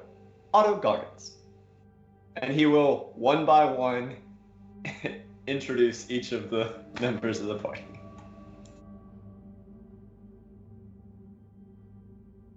As you're going through, and introducing everybody, he looks at...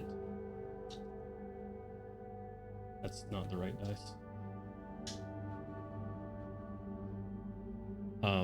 He looks at you, Pip, and says, "My name is Samuel. Please, do not hurt Dewey."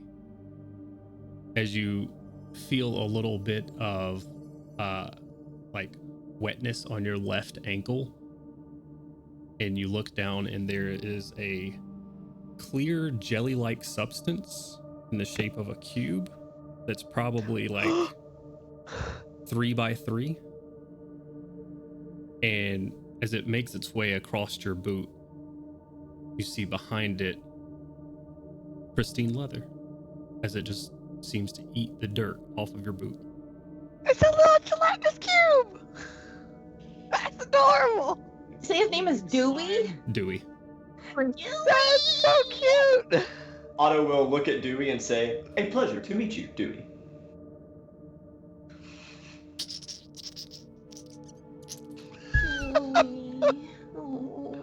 We'll put our feet together so you can like crawl onto the other one. Mr. Samuel, do you have any other compatriots within the city? No, I do not. It is just me and Dewey. That is unfortunate. Do you have any association with the Lord of Blades? No formal established association, though I've met some of his constituents.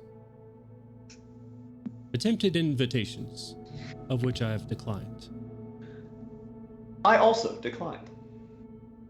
Do you mind telling us why you declined his invitations? Because I have no interest of leaving this place. Okay. Because I don't feast on the blood of mortal man.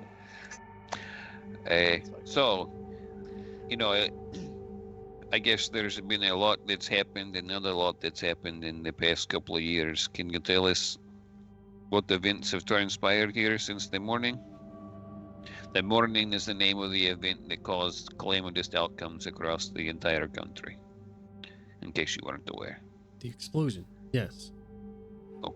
As far as I'm aware, it displaced my maker, which I wait for. As far as events within the city itself, do not leave these walls. Very often it's very dangerous out there.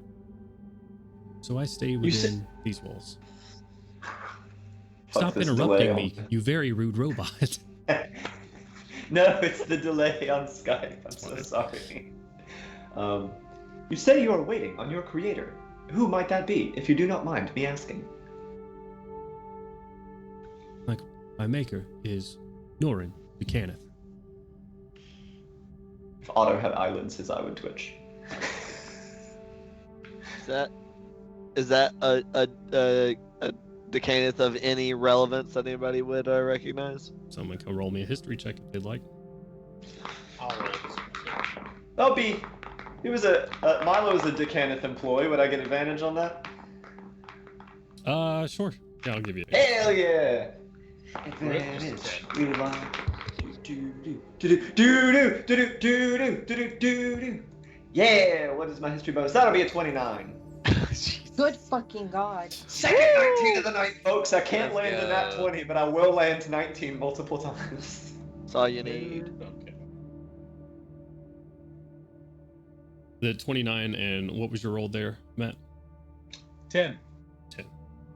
I know, super strong, I know. It was a 14. 14. You two would have heard the name Norin, where his relation falls within the Decanith family line. You're not exactly sure. Otto, sort of going back into your memory banks, there's a bit of historical context here that's needed. Prior to the morning, there was a patriarch of House Decanith. Merrick's Decanith is sort of the de facto patriarch now. He was not previous to the morning. Starin Decanith was the patriarch of House Decanith. Now there are 3 leaders of House Decanith in different cities, and they sort of vie for which one's actually in power of the house. Merrick's Decanith typically comes out on top of that. The patriarch prior to the morning was Starin Decanith, and named the Gorgon for sort of his ruthless nature, his creation of the Warforged. His son was named Norin Decanith, the heir to House Decanith previously. So Merrick's his son, you said? No, Starin's son. Oh, Starin's son, okay. Correct. Did he have a particular reputation? Other than not always seeing eye to eye with his father. With the 29, I'm going to say that it's about the extent of what you got. You'll also know that those two were in Metrol the day of the morning, presumed to be dead.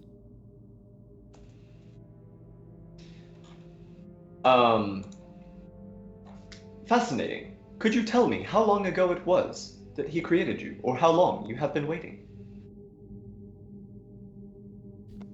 I've been waiting at this point for a little over 3 years.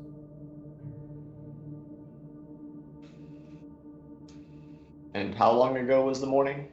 A little over 3 years. Okay, I thought it was 2 years. I was like, oh, that sucks. It was 2 years at the start of the campaign. You guys are about 2.5 years, and then once you got to New Kyrie, the 3rd year anniversary for the morning happened. That was the big ceremony. I take it you have an amicable relationship with Mr. Norin. Undoubtedly. He's my maker. He gave me existence. He taught me many things. Gave great conversation. A wonderful person. Well, you'll hear over the telepathic link, kind of directed at Artyom and Orkashik. I do not have the best bedside manner. I am unsure how to tell him the bad news that his creator is likely deceased. I feel like he should know, if he is sitting here waiting, with no other objectives.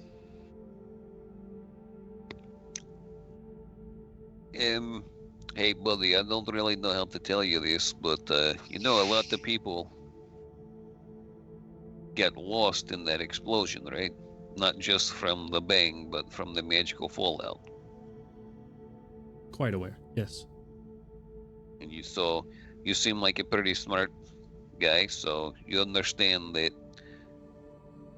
as far as the outside world knows, your master's not going to be coming here.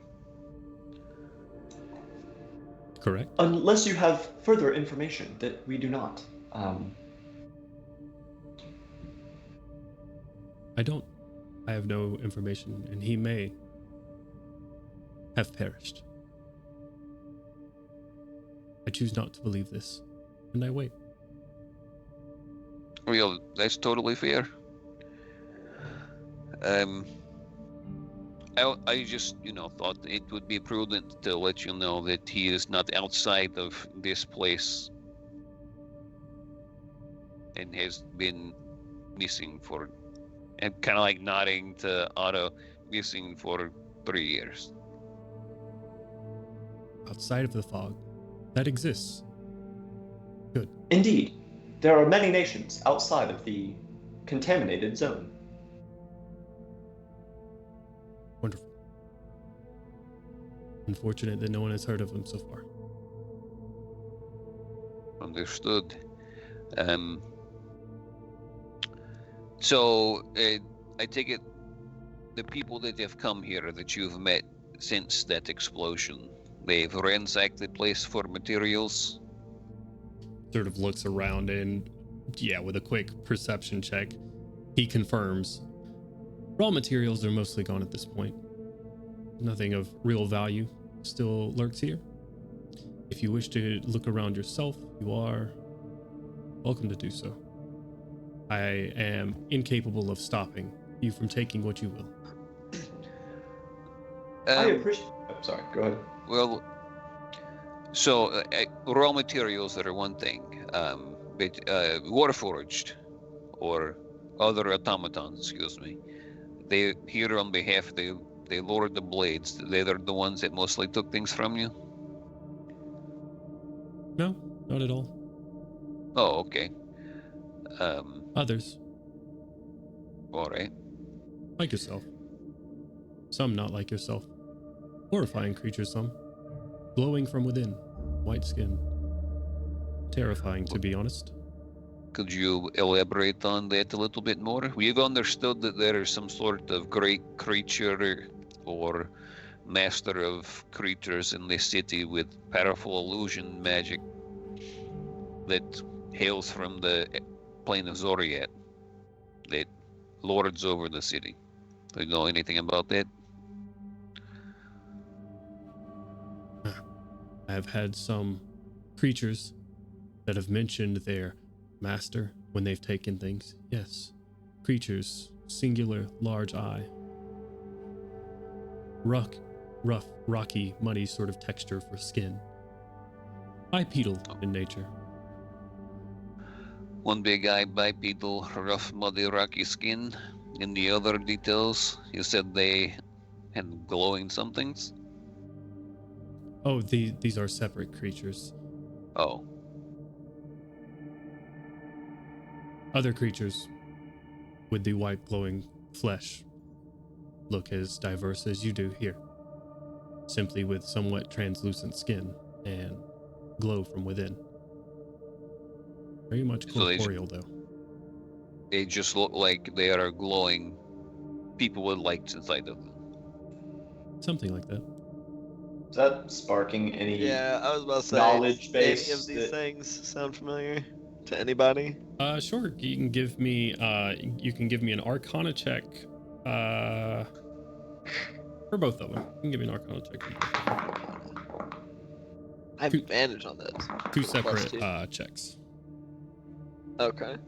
I'll leave it to our fighter and artificer. Hell yeah. Well, I'm mostly wondering if any of this sounds familiar based off of interactions with Zoriat and the aberrations they create. So. And 17 and a 30, respectively. Whew. Okay. 15 and 9. 19. 2 19s. For context, I have a Miss Stacy Bell. I have a 25% chance or greater to roll a 30.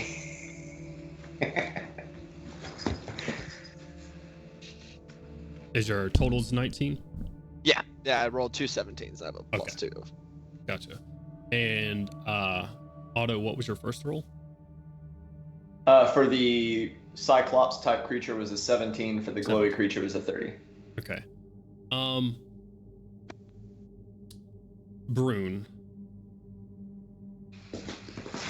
you encountered a bunch of different aberrations in the Underdark. A lot of them horrible creations of the Corruptor. However, there was an aberration that you met that was less hell-bent on changing things and corrupting flesh, and more interested in knowledge and seeking to know things. You had a long conversation in the Underdark once where it would just ask you questions and in exchange provide you information on safe passages through the Underdark. to get your people out.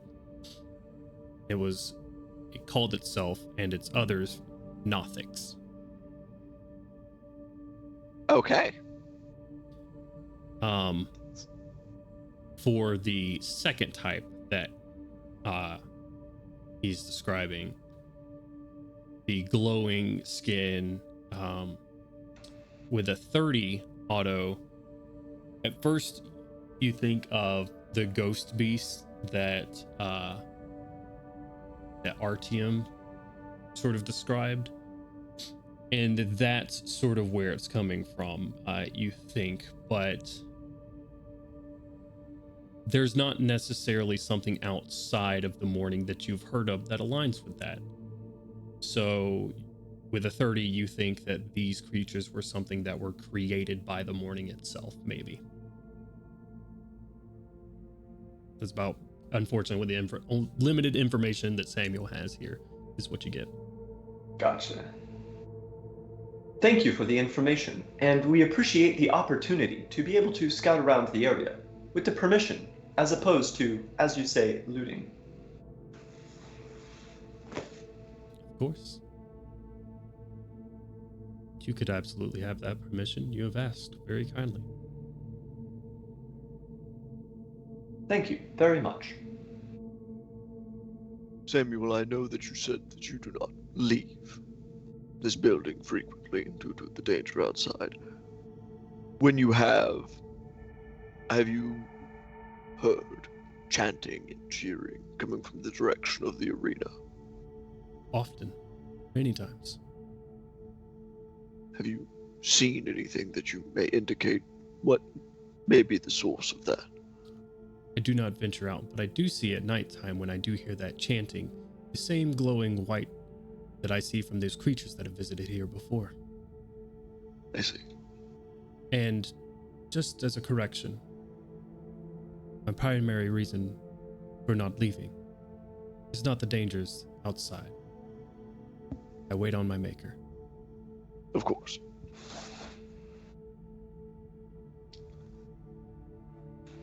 I see. So, Elizabeth. Mr. Samuel, while raw materials are potentially of great value, we are here primarily seeking knowledge.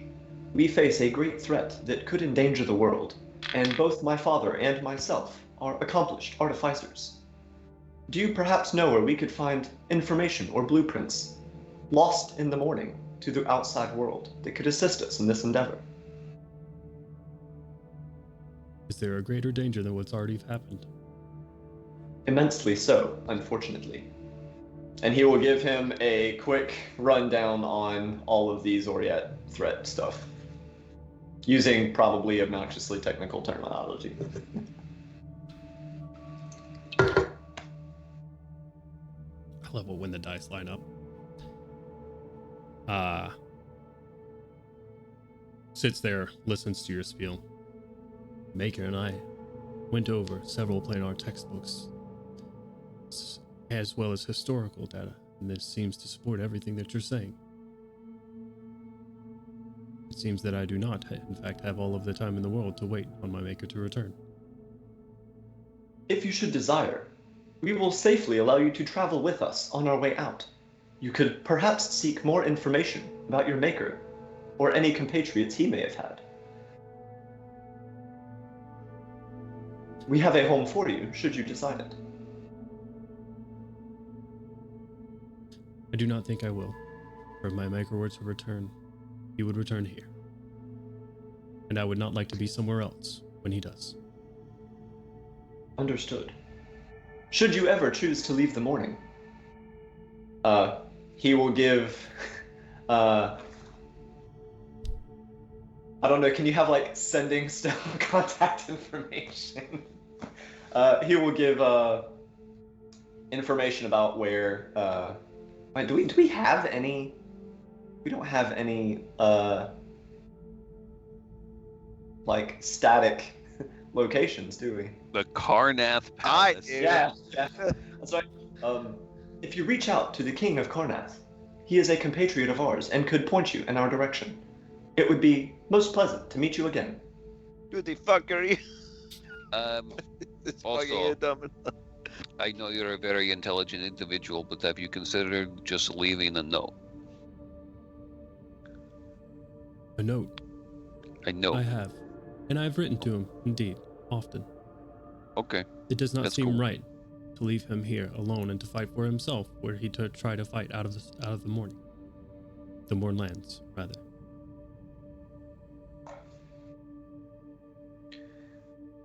Should our other responsibilities be completed, and should we come across information of your creator, I will attempt to reach out to you or revisit you again to update you. I appreciate this. Thank you very much. Do you by chance have a picture of your maker?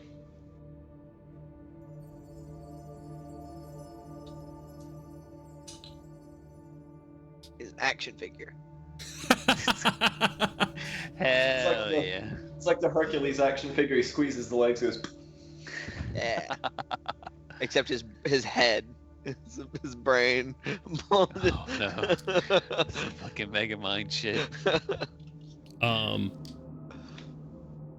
He says, in fact, there are two. If you are looking for something simply to see his visage, points up on the wall and you see a rather large, like, essentially painted Cannith photo, family of Cannith DeFoto, the Cannith photo. DeFoto. Words are word right now. If you needed something more intimate, he pulls out sort of like a data crystal, which pops up a picture of Samuel beside his maker, sort of like arms over shoulders, sort of picture, just sort of hovering there. Otto seems pretty kind of attention grabbed by the picture, and he says, I should quite like to meet your creator. He was an excellent person. He sort of he kept that like very, very close. Like he takes the unworking Dawson like out of his chest and puts the data crystal back in, and then like locks the Dawson back in place. I'm gonna do something that might be kind of stupid to maybe give you peace of mind. Can I hold that crystal for a second? Hands it over to you. There is like a bit of hesitation. Like he's obviously very careful with it and like takes both hands and slowly gives it. Uncle Artyom, I believe I know what you are going to attempt. Would it perhaps not be better for us to recreate his likeness and attempt this again when we are somewhere safer? You would not want to endanger our new friend. I mean, yes, I could do that. But once we leave here, we're not coming back for after the potential end of the world. I see. DM, I know this is a stretch. Under such controlled circumstances, is there anything that Otto could do to help Artyom limit the chaos factor for what he is about to do? I mean, the reality of the situation is that wild magic is wild magic. You have no real way to prepare for it. About the only thing that you could really do is either put Samuel in like total cover of something, if that's what you wish to do, like put him behind you. Wild magic is if you want to ready an action to shield or something like that if danger were to happen because of this, I'd allow you, but it's hard to prepare for wild magic. Gotcha. I didn't know if it was like anchor the laws of magic or some shit like that. Yeah. In that case, he would just be like, I'll step away. yeah, Mr. Samuel, perhaps it would be safest if you would accompany me over here. I will just move away from everyone else before. Okay, sort of move off to the center of the room. Samuel will still keep line of sight on you. I will begin trying to scry. You gonna try to scry? Okay. Yep. Would this be an object of his, since it's a picture of both of them? Well, I we're guess it's gonna not really resolve. relevant if this guy's obviously dead. We're gonna So, resolve some wild magic.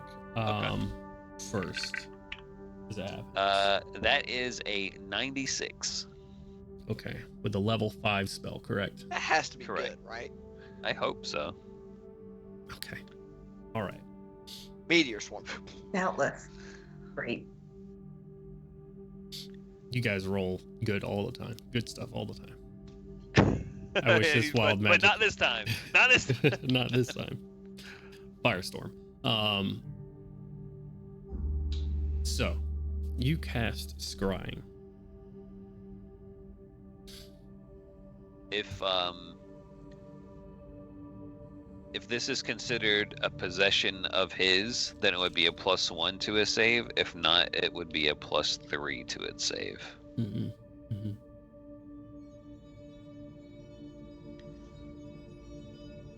Wouldn't that be 2 and 4 respectively?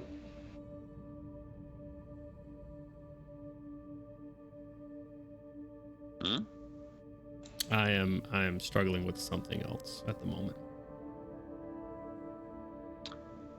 I've never met You this just person cast before. Power Word Kill on somebody in the room, and he's trying to decide who got hit with it. I've never met this person before, so he gets a +5 to the save, and then Yeah. if I have a likeness or possession, it takes -2 off, and if it's a Oh, garment yeah. or Gotcha. likeness I or didn't realize you picture. were. I didn't realize you were adding the modifiers together. Yeah. Okay. Gotcha.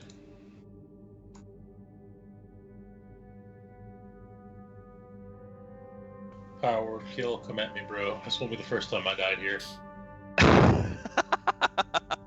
It's gonna be the last time though. RTM. Not with power kill. Nothing happens as a result of the wild magic. At least nothing immediately relevant. You're looking into the crystal ball, correct? That's how RTM casts Scrying. Correct.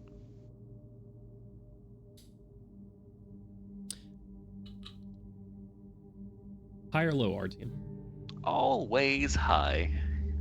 Devout member of the church. Praise be.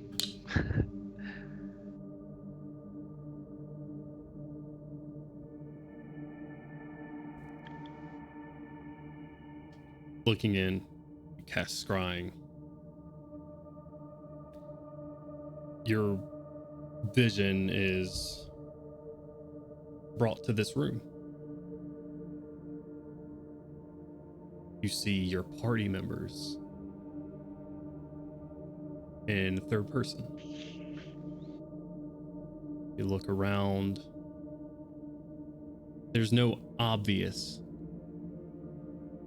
creature that you're scrying on at the moment.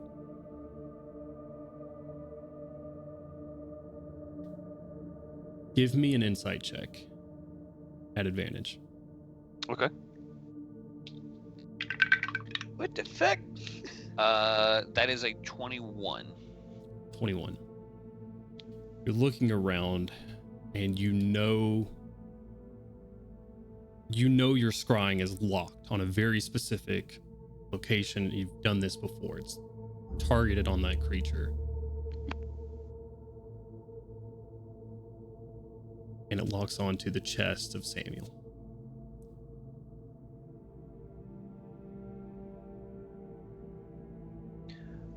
All right.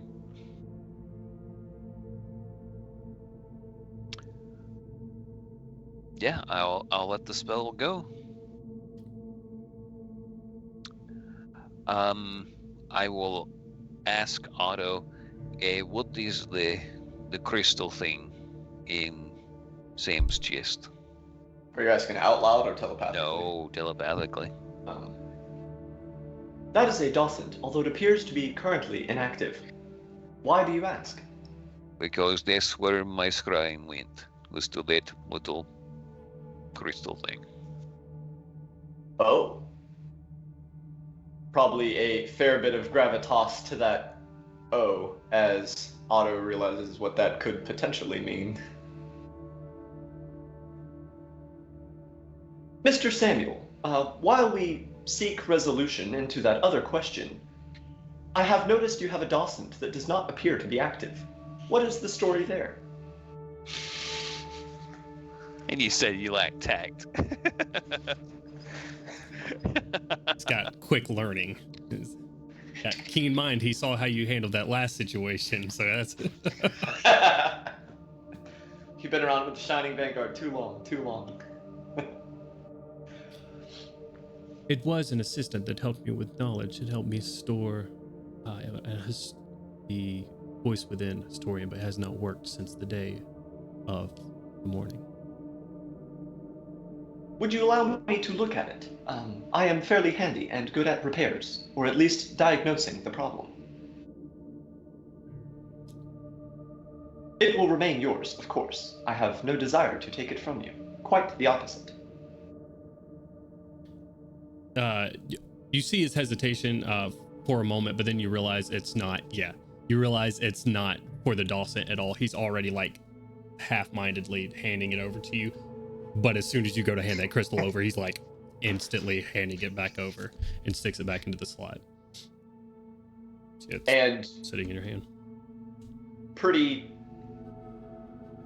intensely going to try and figure out why this Dawson is not active and what could be done to perhaps reactivate it. Sure. I am going to put it into your hands here. About the resource cost Otto is willing to spend to get this Dawson working again. And you can flavor it how you will. We'll go from there.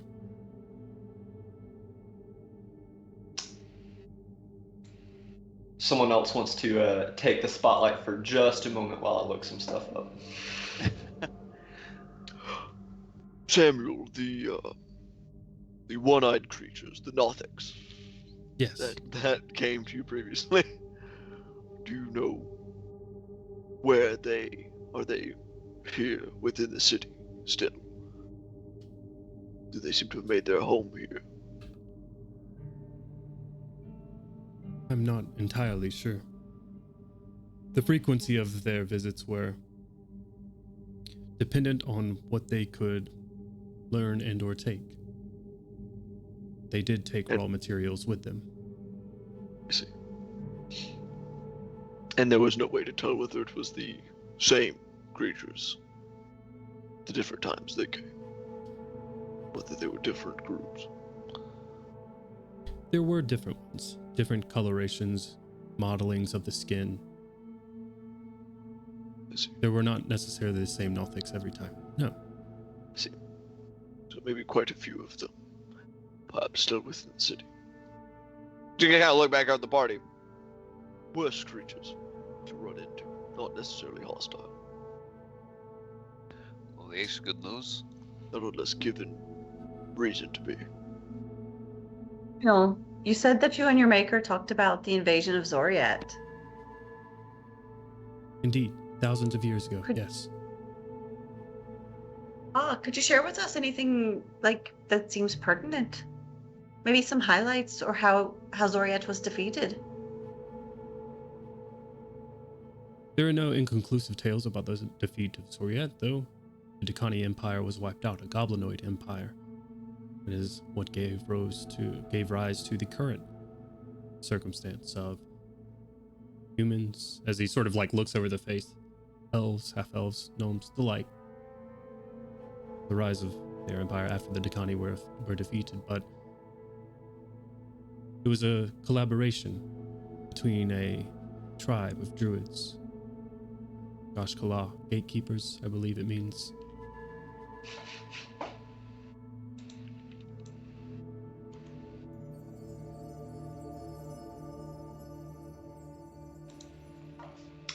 DM, Mm-hmm.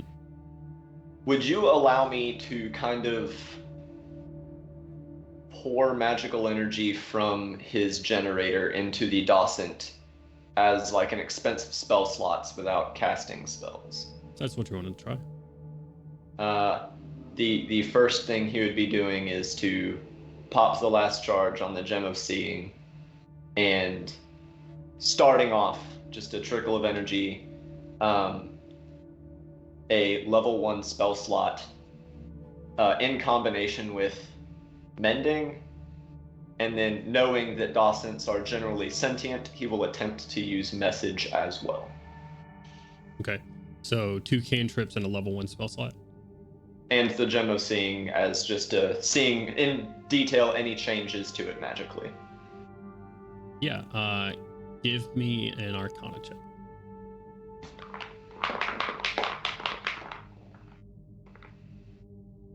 A 27. 27. Just washing my clothes over here on my washing board.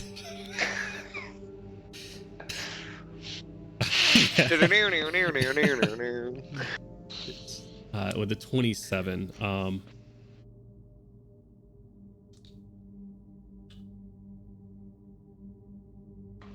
sort of going through, channeling this energy, slight powers. You see the dragon shards on the front, a faint glow from within, but nothing else. And that was after the level 1 spell slot, or in response to the mending or message? Correct, to the level 1 spell slot.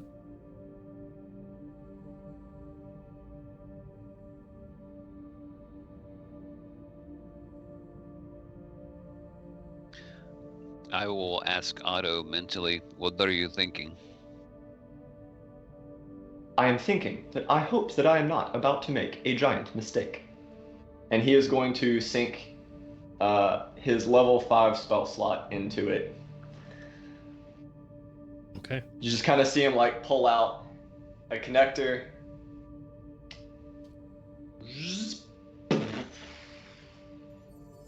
So, to do this, the rest of you will see Otto expend a significant amount of it. You will see lights on him, like eye lights and stuff, dim as he does this.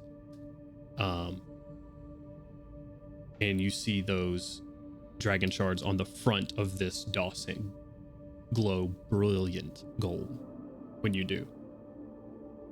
And you unplug to see if that it's stable. And it's just a slight sort of undulating glow to it, but it holds. He will reach out with a message. Hello. Can you hear me? Hello? And that's where we're going to end tonight's session. Hey, yeah. There's a fucking dead guy in there. What the fuck? Only in the morning. This guy is the guy who created all the dead kid crystals. Or, He's been dead. well, yeah. He definitely The kid tested crystal? it first. Were dragon shards usually involved in Dawson's? Yes. Or is this unique? Okay. No. Okay. Nope. They are turning kids into Dawsons. Thank you guys so much. That'd be a real useless Dawson. A child knowledge. Thank you guys so much for joining us. Shut the fuck up. Jesus Christ. I hope you enjoyed it. I know I did. Thank you guys for playing with me. We are Hard Knock Dice. We stream every Saturday, soon to be every Wednesday and Saturday, as on October 4th. We're going to be streaming Whispers in the Dust on Wednesdays at 7 p.m. Eastern Standard Time. So make sure you drop a follow on our Twitch, Twitter, or TikTok, and also go sub to our YouTube to get caught up on Across Eberron and the other campaigns that we run. We just concluded Blood and Silver, and also all of our one-shots are on there as well, so go check us out. Make sure you donate to Extra Life. I see it's already in the chat. Go help a kid in need. Open your heart wallets. Do the lawful kind thing. And we are going to rate some folks, and I should have been working on this the whole time. So, we are going to rate some friends over at Legends of Evantris, so please go support a TTRPG creator. Helps us out, and you get to see really awesome stories like this. So, I forgot to press the button, but we're going to start that now. Did I miss anything? Extra Life. Follow us. Yes. Subscribe if you're feeling it in your heart of hearts. That helps us out. Yeah. But it helps us buy new D&D books, so I get to try to kill these guys in different ways. If you donate to Extra Life, it stops kids from being made into dozens. It's so That's true. true. So Until true, King. next time, guys. Much love. Bye. Wow!